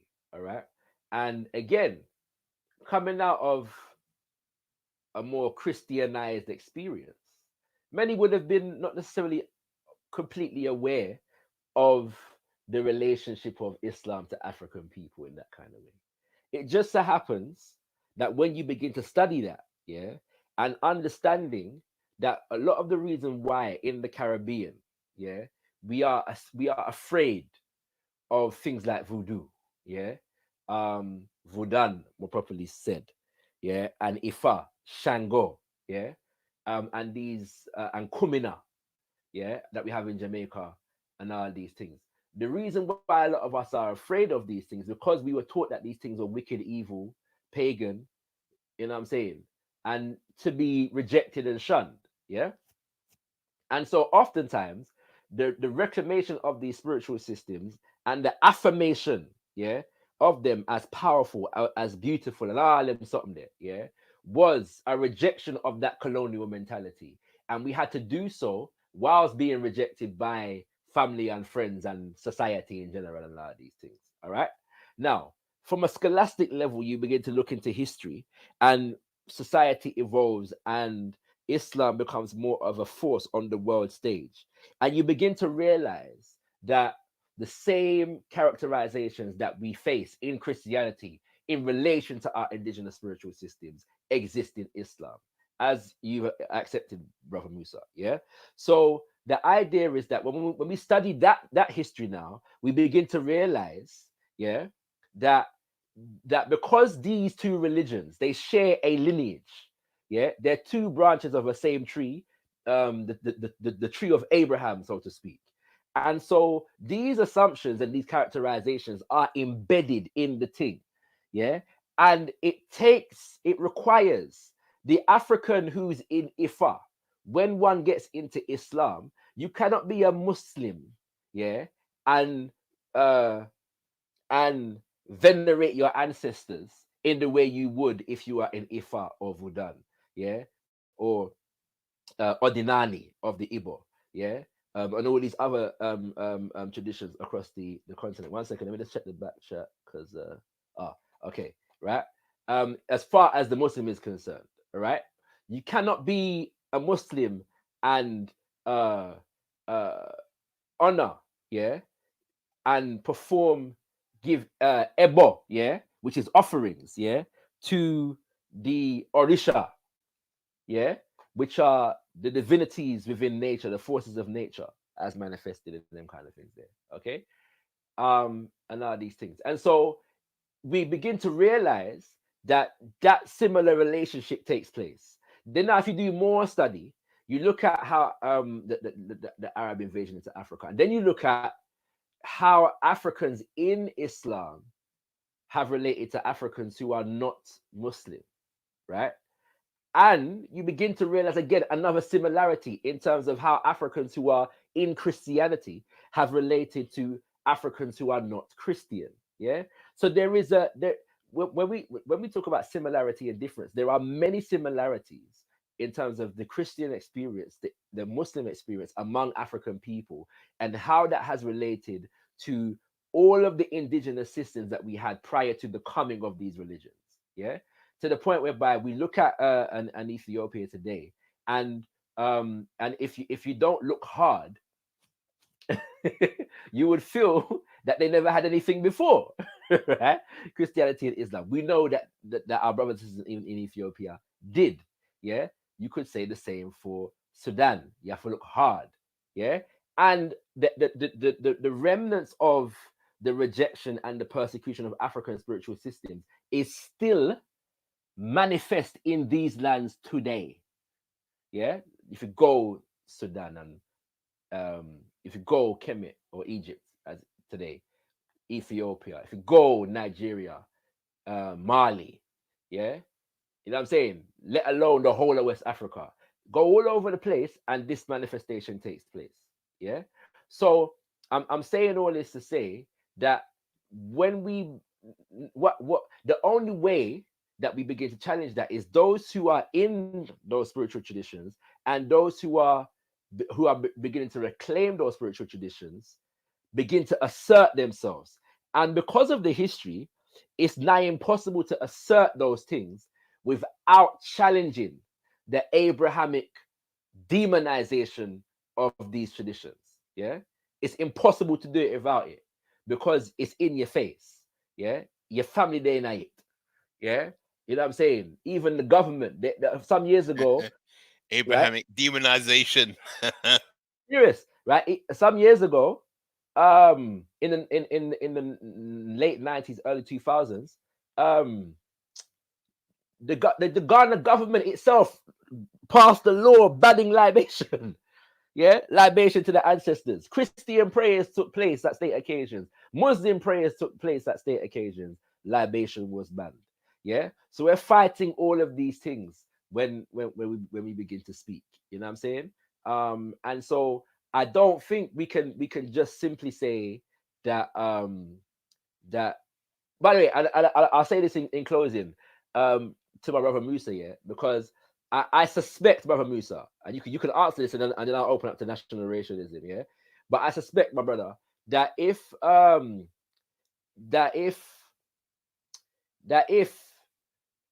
you have language and expressions, yeah, and clothing, yeah, that you associate with being Muslim, and somebody came and took your Quran away from you, yeah, denied you access to Hadith, yeah, but allowed you to speak Arabic, and dress in ways that you consider to be commensurate with the religion of Islam, yeah, that you would consider the fact that the fundamentals, yeah, or the things that give meaning to the expressions of clothes and food, and language, yeah, was taken away. You wouldn't consider that to be to your benefit.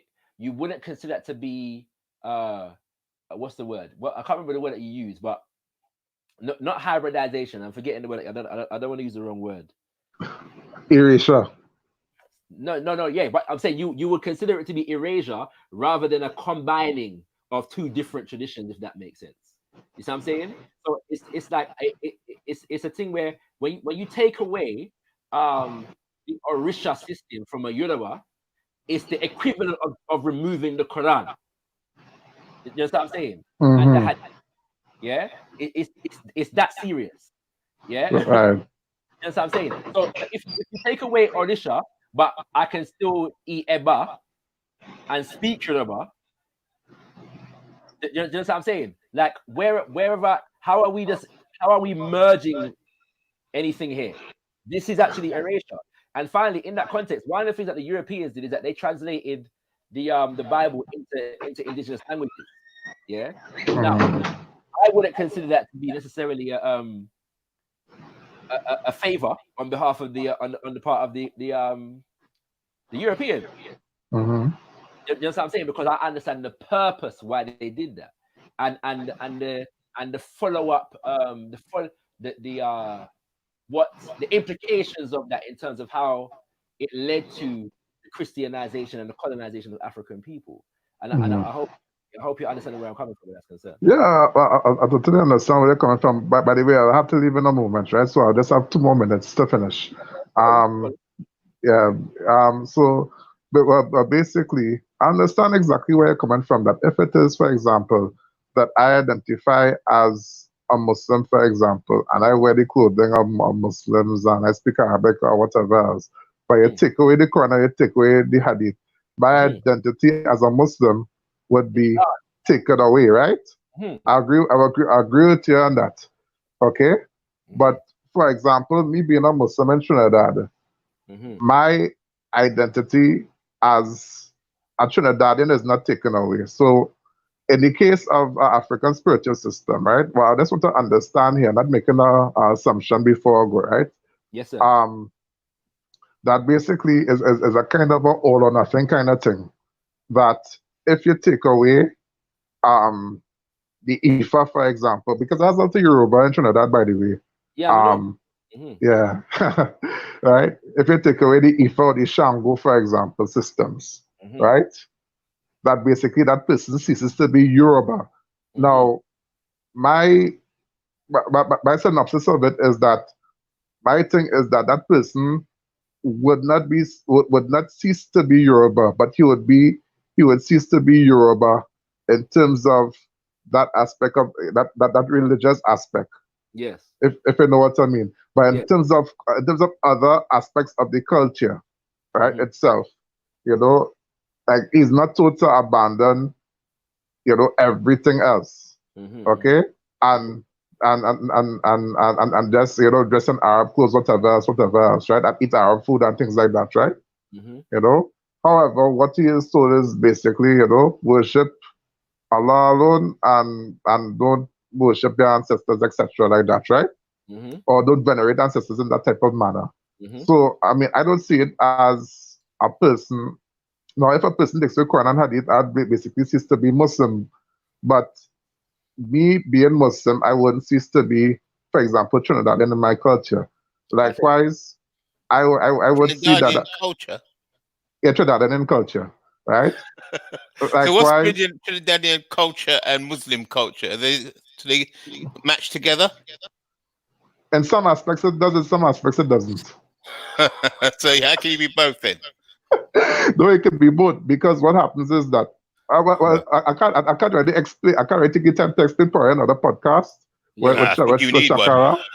Yeah. I need to explain how, you know, how Islam is entrenched in aspects of Trinidadian culture. I think that's the next thing by itself. But the Good whole luck. thing about but the whole thing about it is that, for example, me being Muslim, I wouldn't cease to be Trinidadian. I mightn't celebrate Carnival, right? I mightn't drink rum in the bar, right? And them kind of thing like that, you know. But for example, I would still play cricket.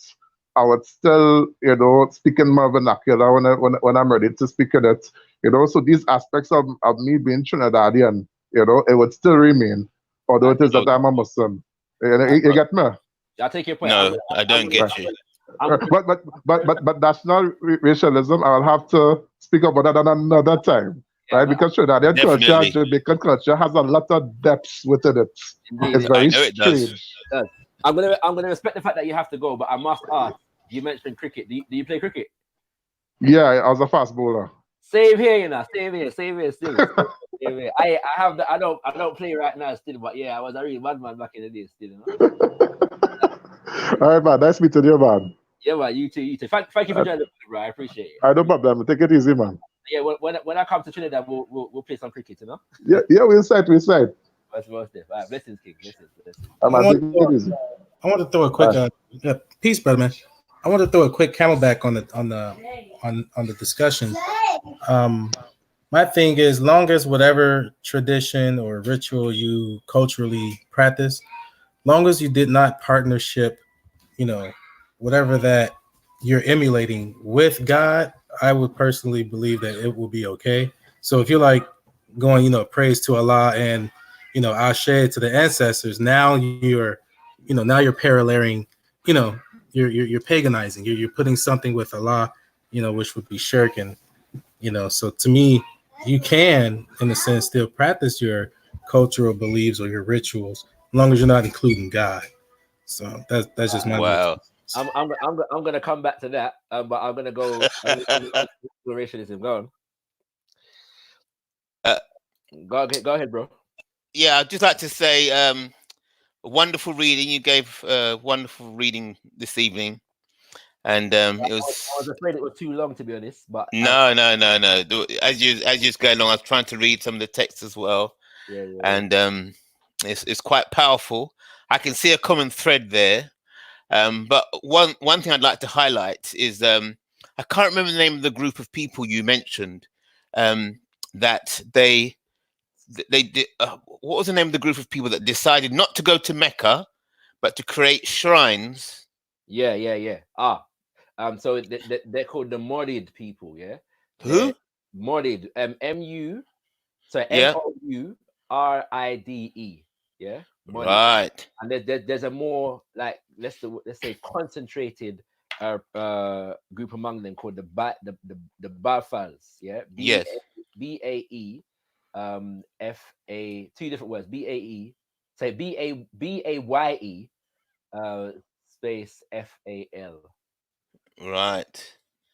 Right. See, I love to hear that when you read that. I didn't hear that before, and I thought, yeah, those people. I think they were heading in the right direction. trying to do the best that they could I actually under the agree. circumstances. Yes. Sorry? Yes. No, I actually agree with you. But go ahead. Yes. So yeah, because what I think it's a kind of like a circuit.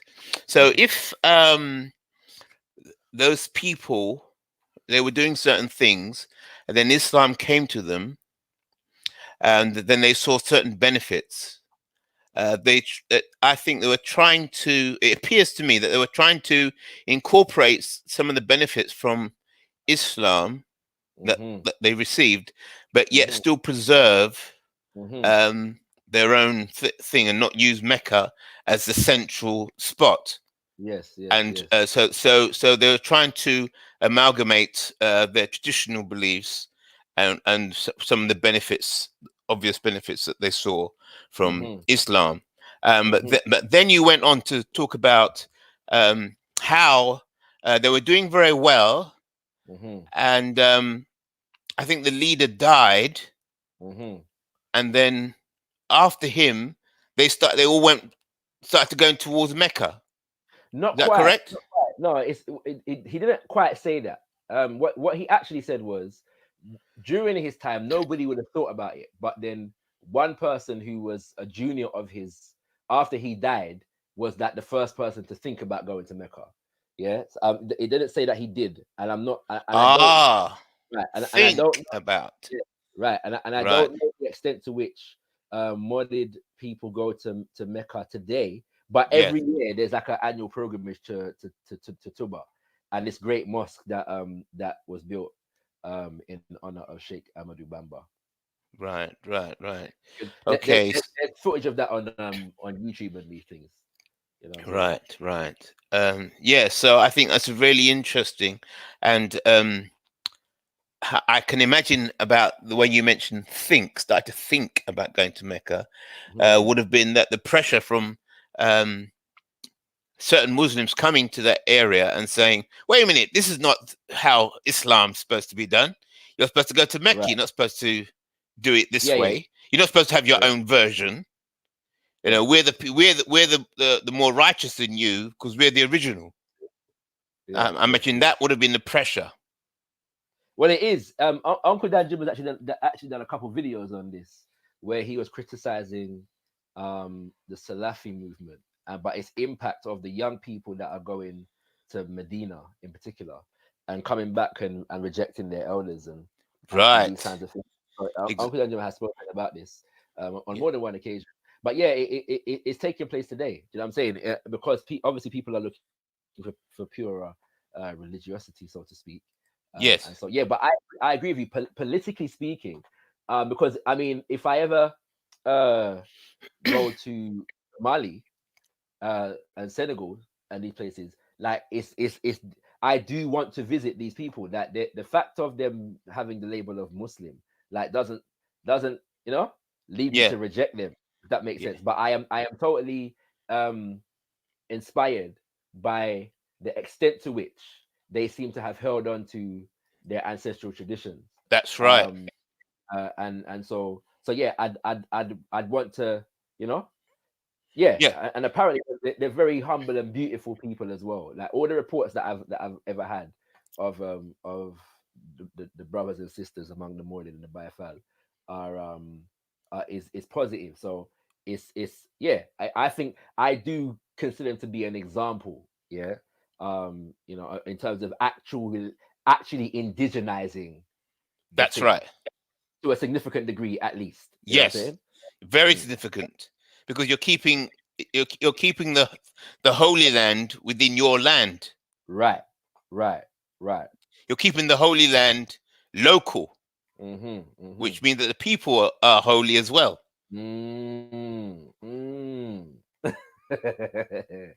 Now you're talking. Yeah, that's my language right there. You see what I'm saying? Good.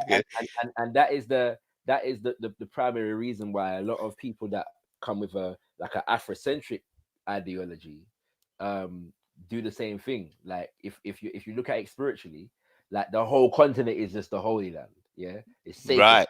Right. This right. And so the traditions and the culture that come from it are sacred. right? Yes. So now when we come across traditions that tell us that our traditions are not sacred, then we have to challenge them. It's just what Of it course. is, right? There's Yes. no way around that. We're Yes. not, you know what I'm saying?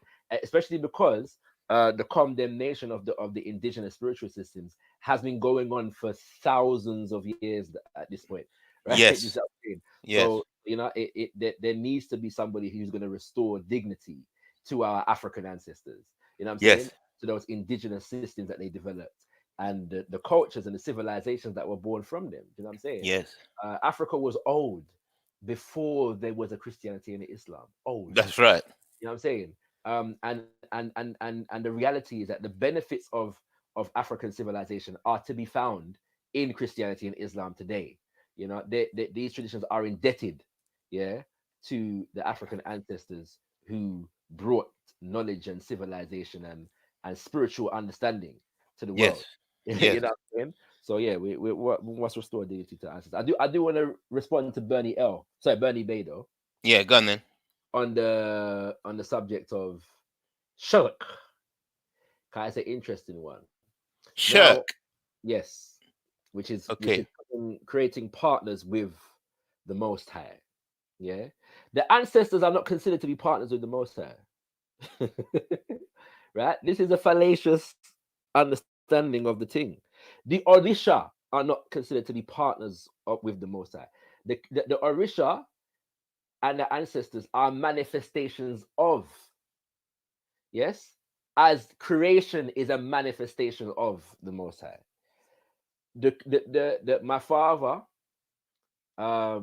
puts it in these terms. Mwali, which is God, loosely translated, yeah, is the totality of the universe manifested in all that is.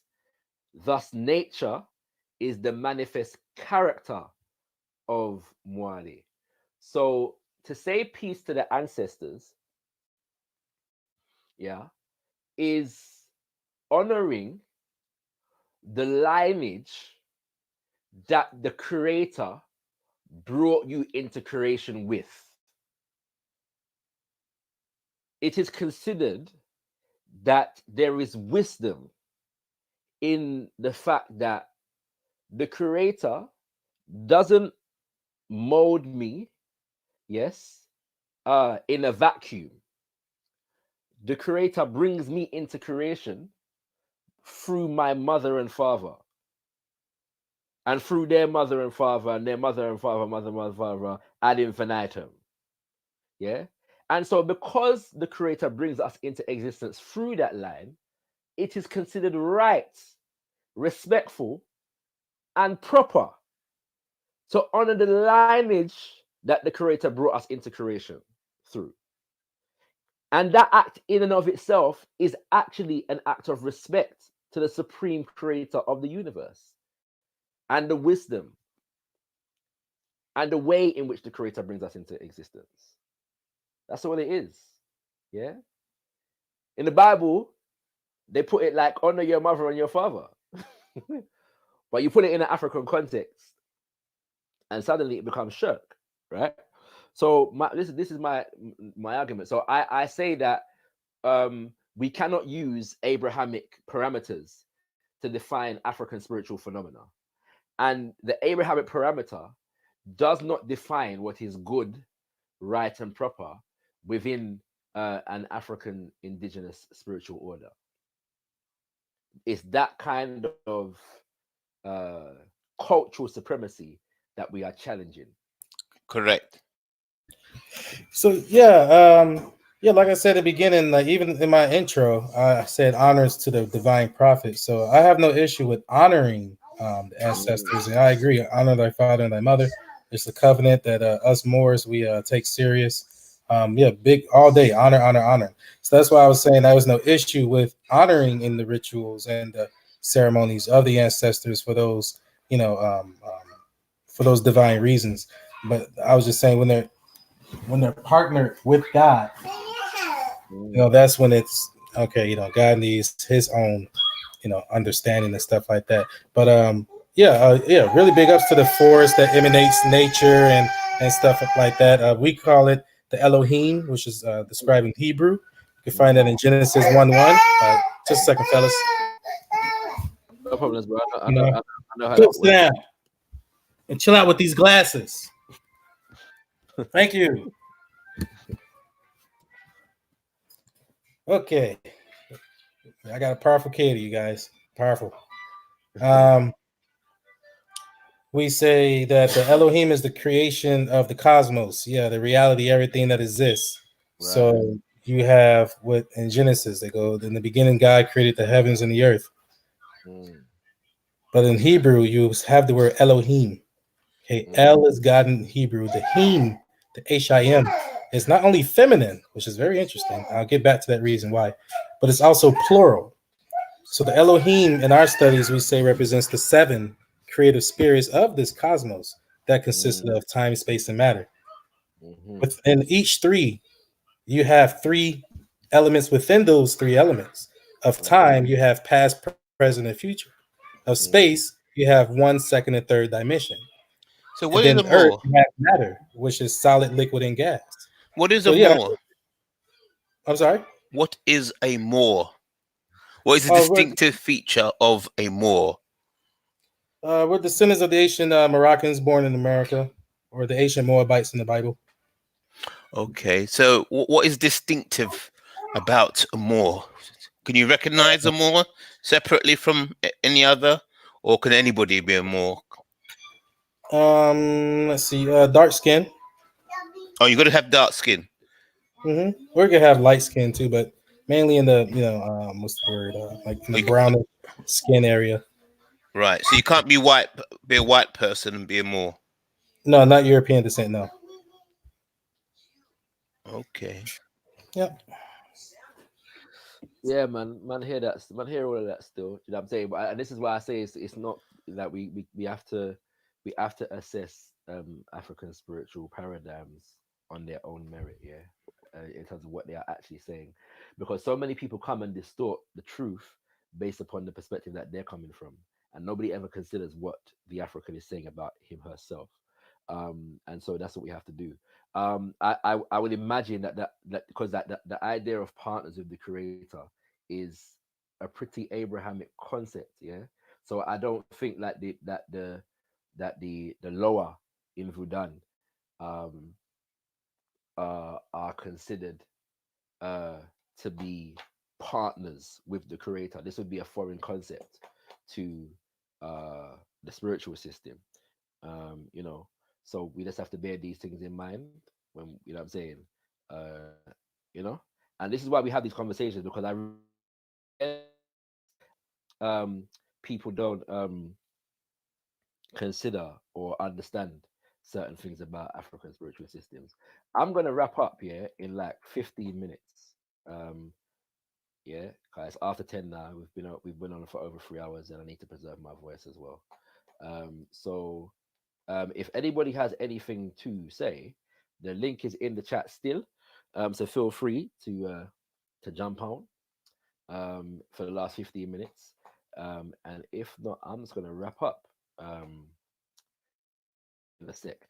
By the way, I do want to say this, yeah, that the reason why this is the conversation that these are important are not necessarily just because of their historic value, like when it's going around dealing with aspects of history and trying to correct history.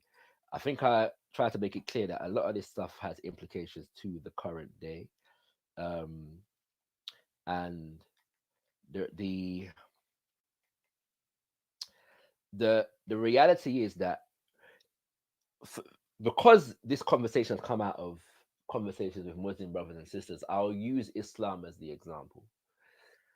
And this touches on something that I was saying in relation to what Brother Musa said earlier.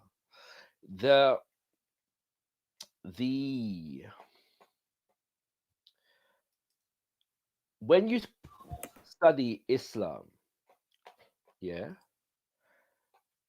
and earlier when I was reading from the document about medieval Nubia and the relationship to Muslims, one of the things that he was saying is that the Abbasids began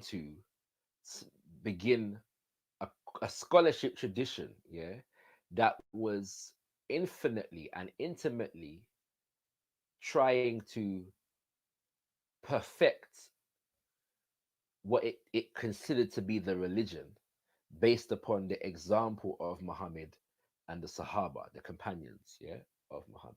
All right. And so Islamic law and governance under an Islamic state, required one to study the Quran, and scholarship coming out of these disciplines. All right.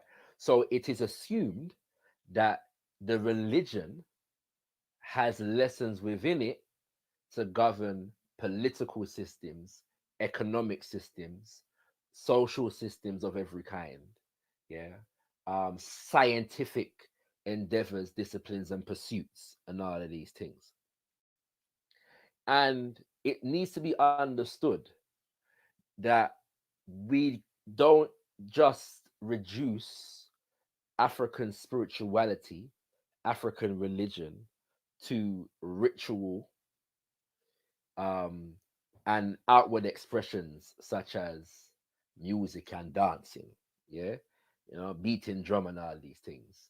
That there is a philosophical foundation that also informs political and economic organization. But That what is informs that? social on every level. So, we asking me? Yeah, what is that foundation? That's the core. What you're mentioning there is very serious. You're saying It there's is. a foundation. If Yeah. that foundation cannot be found, we'll be blown all over the place. I agree. And the good thing is that the foundation can be found. Yeah. Now it would take a whole next session to go into that. And in fact, I do remember that Sister Sumaya, my good Somali sister, had asked me to do a live on why, I choose African spirituality, quote unquote, and I will be doing that. But I will say, in the shorthand right now, that there are various uh, examples to answer that question, brother IC3. One of them is Ma'at, in ancient Kemet, of the Kemetu, which is a system of uh, uh, ethics, and law, which is based upon the veneration of the principle of balance, and harmony and reciprocity and order. To say Ma'at is a goddess is an oversimplification. She's the veneration and the supplication of a principle that and a system of philosophy that governs social order and organization. Ubuntu is the same. In Central Africa, you have Bongi, Mbongi, Bongi, which is a system of governance, coming out of the culture of the Bakongo, in Central Africa, okay, and all of these things are intimately tied to spiritual systems. Another day we'll go into them. My point is, however, that just as brothers and sisters in Islam and Christianity would use the Bible and the Quran and the religion in general to guide who you get married to, who you get married to, how you get married, how you do business, what kind of business you get into, what kind of government you consider to be the best form of government, how you relate to your mother, brother, sister, father, uncles, aunties, and so on and so forth, how you organize your home, your religion informs all of these things. Well, the same can be said, for African spiritual systems and order. So that philosophical foundation, has lessons within it that can, if we choose to employ them, assist us in solving that we face in today's world. That is the contention of the Afrocentric, and this is why we Yes. challenge the superiority of quote unquote alien religions. Yeah, so it's a serious battle that's coming up in the future, because once you start to clarify exactly what those elements are and show how they're in contrast to some of the Abrahamic systems, once you've got the clarity, that's when the power starts to come.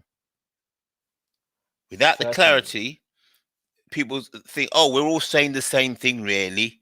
We're all saying the same thing, really. That's what they keep doing. You know what? I don't mind that sensibility to the extent that people are not trying to be antagonistic. Yeah. So we can recognize your system, you can recognize ours, as long as you don't mess about with our social institutions, right? We can just that's what we call mutual respect. You know what I'm saying? And so we relate based upon those similarities. What we have. Careful, that's a serious statement. I'm a different cloth because I know you should probably know me right now, Shocker. At this point, I've been on Rosbet long enough. You know, I don't even follow Hadith. I'm a Quranist, and I feel that the Hadith and Sunnah is what actually Christianized Islam, which caused the confusion that you guys see today. The Quran says this in one simple verse. I'm not going to get all into a debatable discussion, but the Quran says this very beautifully. It says, hold on to the rope of Allah and do not become divided amongst yourselves. So all of a sudden, 100 years later, after Muhammad hits the grave, here comes 6 other books claiming to be demonstrations that people claim to have saw Sunnah, or claims that people have said that they heard the Prophet said. But yet in the Quran, it says in chapter 55, verse 1 and 2, that the great Allah is the one who teaches the Quran. They say, oh, I want you to talk this crap when you come into my country. We'll chop your head off under the spirit of Allah. But yet it says in the Quran, there's no compulsion in Islam. But then it also says to harm one man is as if you harm all of humanity. And to save one man is as if you save all of humanity. But Allah allowed this to happen to test those. God continues to test us. This virus is nothing but an earthly test. Our mental test is our companion devil. That's our test within ourselves, is our companion devil, which everyone comes here with. A devil, a driver, and a witness. I forgot what chapter that is in the Quran, but I just read it like 2 nights ago. But bringing it back around to the point, a lot of corruption that we see, including in Africa, has always come and stemmed from man's intervention. When man intervenes with God's will, that man should govern himself. So like I said, we believe in no pressure in Islam, no compulsion.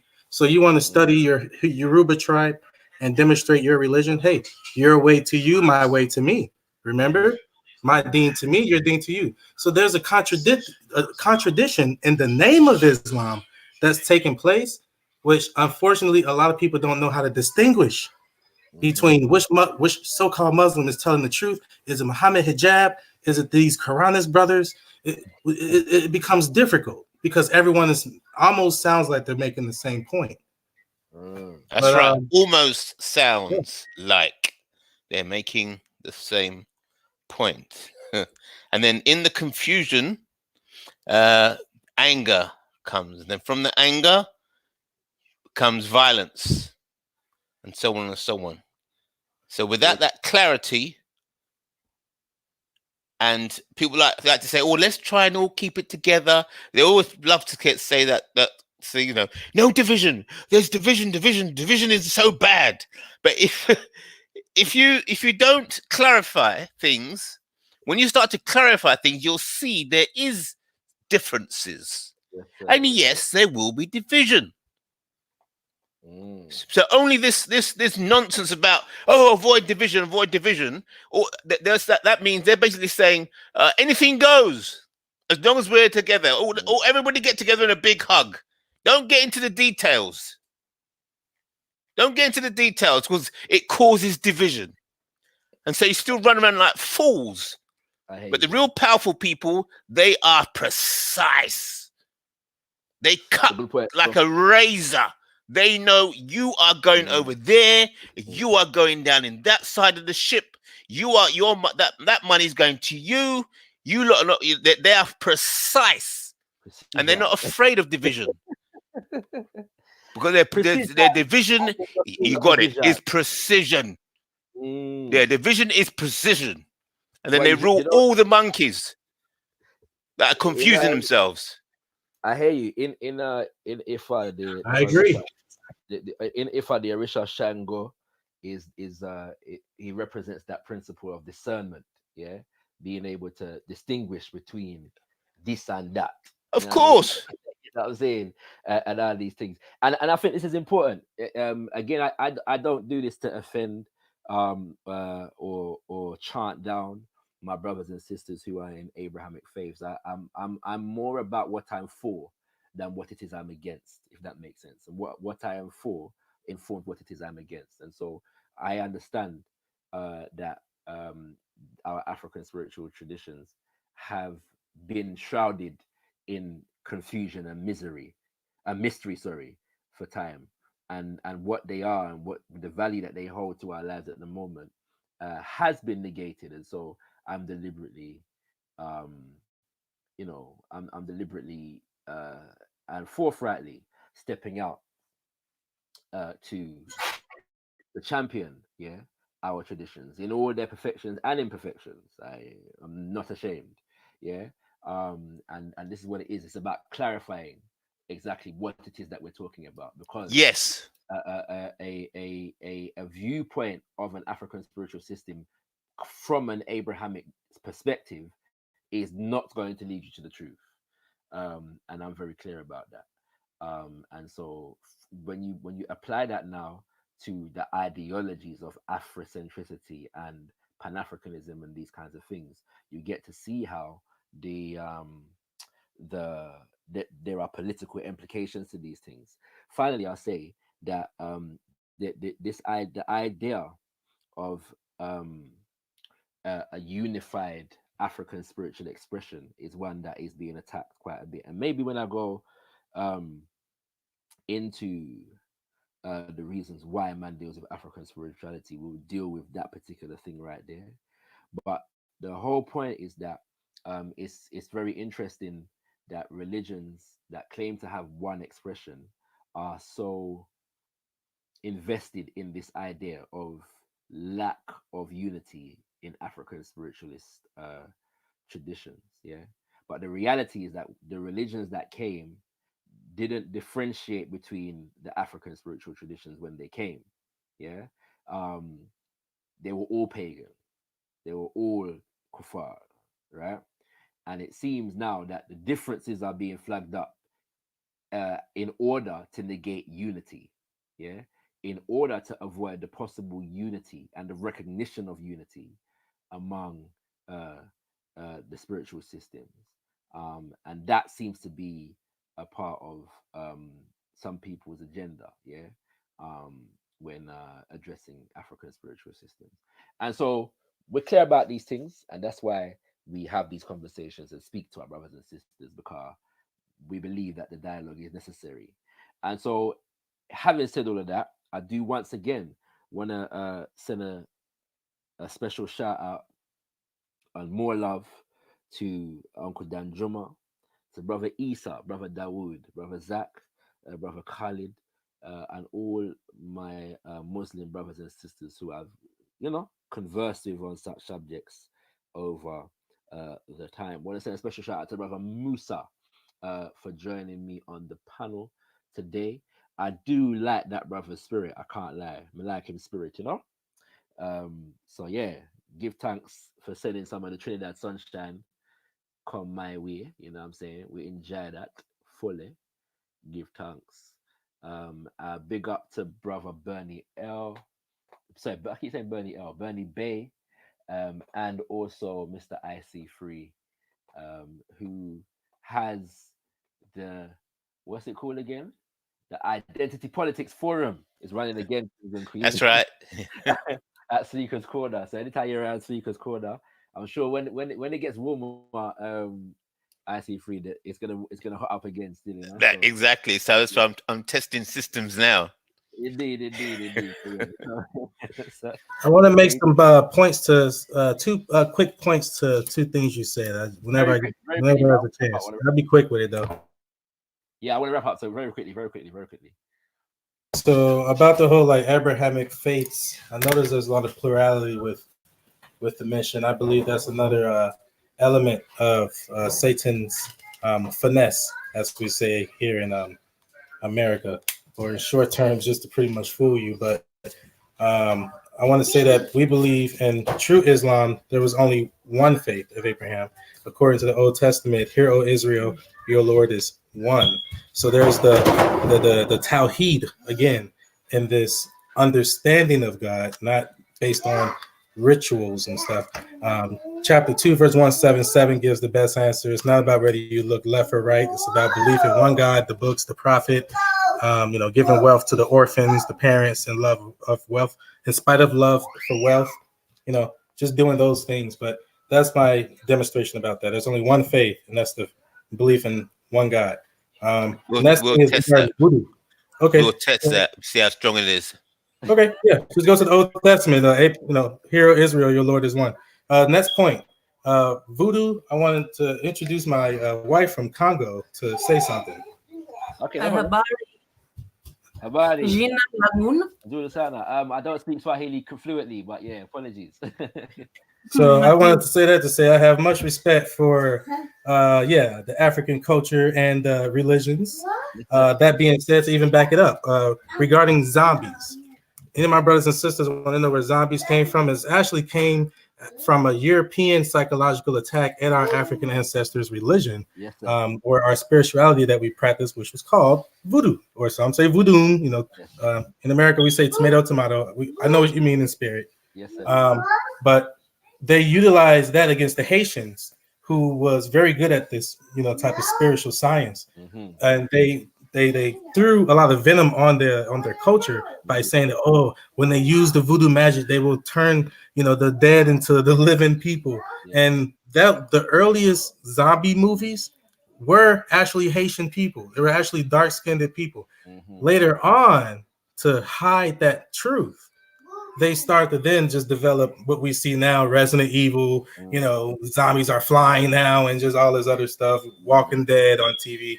But yeah, the original birth of the whole concept of the zombie on TV started with a mockery against our ancestors' voodoo spirituality. It is actually positive, in contemporary terms, white magic, in a sense. It's an African version of white magic. Okay, it's hoodoo with an H is what you want to get away from. So the Europeans liked that because that was the black destructive magic, which utilized the energy that kind of spills over out of creation. Because remember, energy doesn't disappear, neither can it be created, but it has to move somewhere. So it either condenses in one area and it leaves another area. There's your open space and your vacuum to bring some company there. Hey, hold on, that's all black holes that want some company. But that's another way of explaining black holes. But anything that exists, it takes up space. So that's your energy and matter. It's either solid or it's translucent. That's energy and matter. So voodoo just simply took the energy and through a certain type of trance and focus, projected that energy into a certain person's organs to heal them, and that became the matter based on their level of faith and their understanding of this science.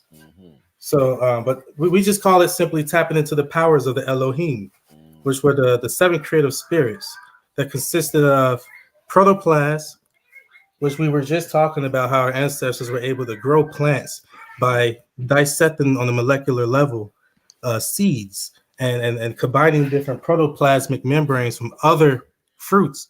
And so they would literally grow a tree that can bear many different fruits on one tree, just from understanding protoplasm. The next one would be Earth itself. So there's your geology. Understand of like weather and how they can do the rain dance, right? The Indians, they rain dance, and all of a sudden it's raining, so they had a very high science understanding of the earth and how it moved and the waves, and then the next one after that is plants. There's your herbology. We were just talking about herbology, the benefits of frankincense and myrrh, which is interesting because in Hebrew, the word for myrrh is more. Just thought I wanted to throw that out there. Hey, for national racialism, 7-Eleven, when the Moors invaded Spain, that's a good a place to start regarding who we are. Yeah, the Abrahamic faiths could be hoodoo, according to what you're saying there. Oh Lord, let's not get into that right now, because I want to wrap up. Yeah, we'll leave it for another time. All I right, mean, it's not. I mean, if it's to destroy people, then I agree. But if it's to heal people and make a person better by understanding that they themselves are a part of God, as we say, children of God, you are therefore a specimen of this ultimate existence. Because since this ultimate existence can be the only thing that is all aware, you are nothing but a part of that awareness. That's why you are aware. Did I lose you there? Well, you said No, a part. So I don't know if you're only just a part. Well, I think what Shakara's saying is that we're not just a part. We are it. ooh. Correct. Hey, now you might No. There's a difference there. You are Either we're a part or we're it. Either a part of you might it not or wait. we're it. I'd say it's anyway. Let's not. You are taking a you can never be it because all there is it. See, Oh yeah, we'll see. I'll kill it with mathematics. I'll drop the mic with mathematics. Me and my friend had this battle a long time ago. This is real talk. Me and my Viking buddy, we had this argument because he liked the way I philosophize or whatever. I'm a little bit interesting because I'm cut from a different cloth. I'm a black sheep in the religious world. I assume you never heard from a person that think like me a little bit, that blends all of the scriptures together, including voodoo and the teachings of the Western faith. Land the plane, Bernie. Land the plane. Yeah. So in short, a part of you, okay, to say that he will go, oh, I bet I can come up with a bigger number than you. I said, okay, go ahead. He goes, 9 billion. I go, infinity. He say, infinity plus 1. Ha, I win. I said, how is that? Because you can say infinity, but I said infinity plus 1. I'm like, that doesn't make it infinity because you put a limit on it. As soon as you say you are it, you are not it. Because who are you compared to the it? There will always be an observer, and this ability to observe is a part of this reality that we call God. Part. It is reality. Yeah, but this word part we have discussed another time. Indeed. We'll get into it another time, brother. Yeah, what do you mean by part? For the philosophical reasoning. Yeah. Right now, you know what I mean? So give thanks for that. Kings and Queens, it's been real. And no doubt we'll come back to these conversations at different points. Yeah. Great stuff. Great show. Give thanks, brother. Thank you. Contributions. Thank you once again, Bernie Bay, and all the brothers and sisters who have listened in. Give big up to Ultra for the little £2 donation earlier. We give thanks. Hey, press 7 if you want me to jump back on. I wouldn't mind. It's up to Shaka though. Yes, sir. And big up to Mr. Yoruba London. I haven't shouted her out publicly yet on the mic, so we give thanks. And everybody who joined the chat. Oh, my Lisa, I don't think what's it called? Big Drop Eva. Let me see if I missed out anybody else. The boy Wonder. Big up yourself. Joe London. Yeah, big up. So big up everybody. You know what I'm saying? I'll end as I began by saying, Tendai Mwadi, be thankful unto the Most High, Mother, Father, Creator of the universe. Kudzai Muzimu Mukudo, give praises unto our great ancestors. African power for all African people. Tendai Mwadi.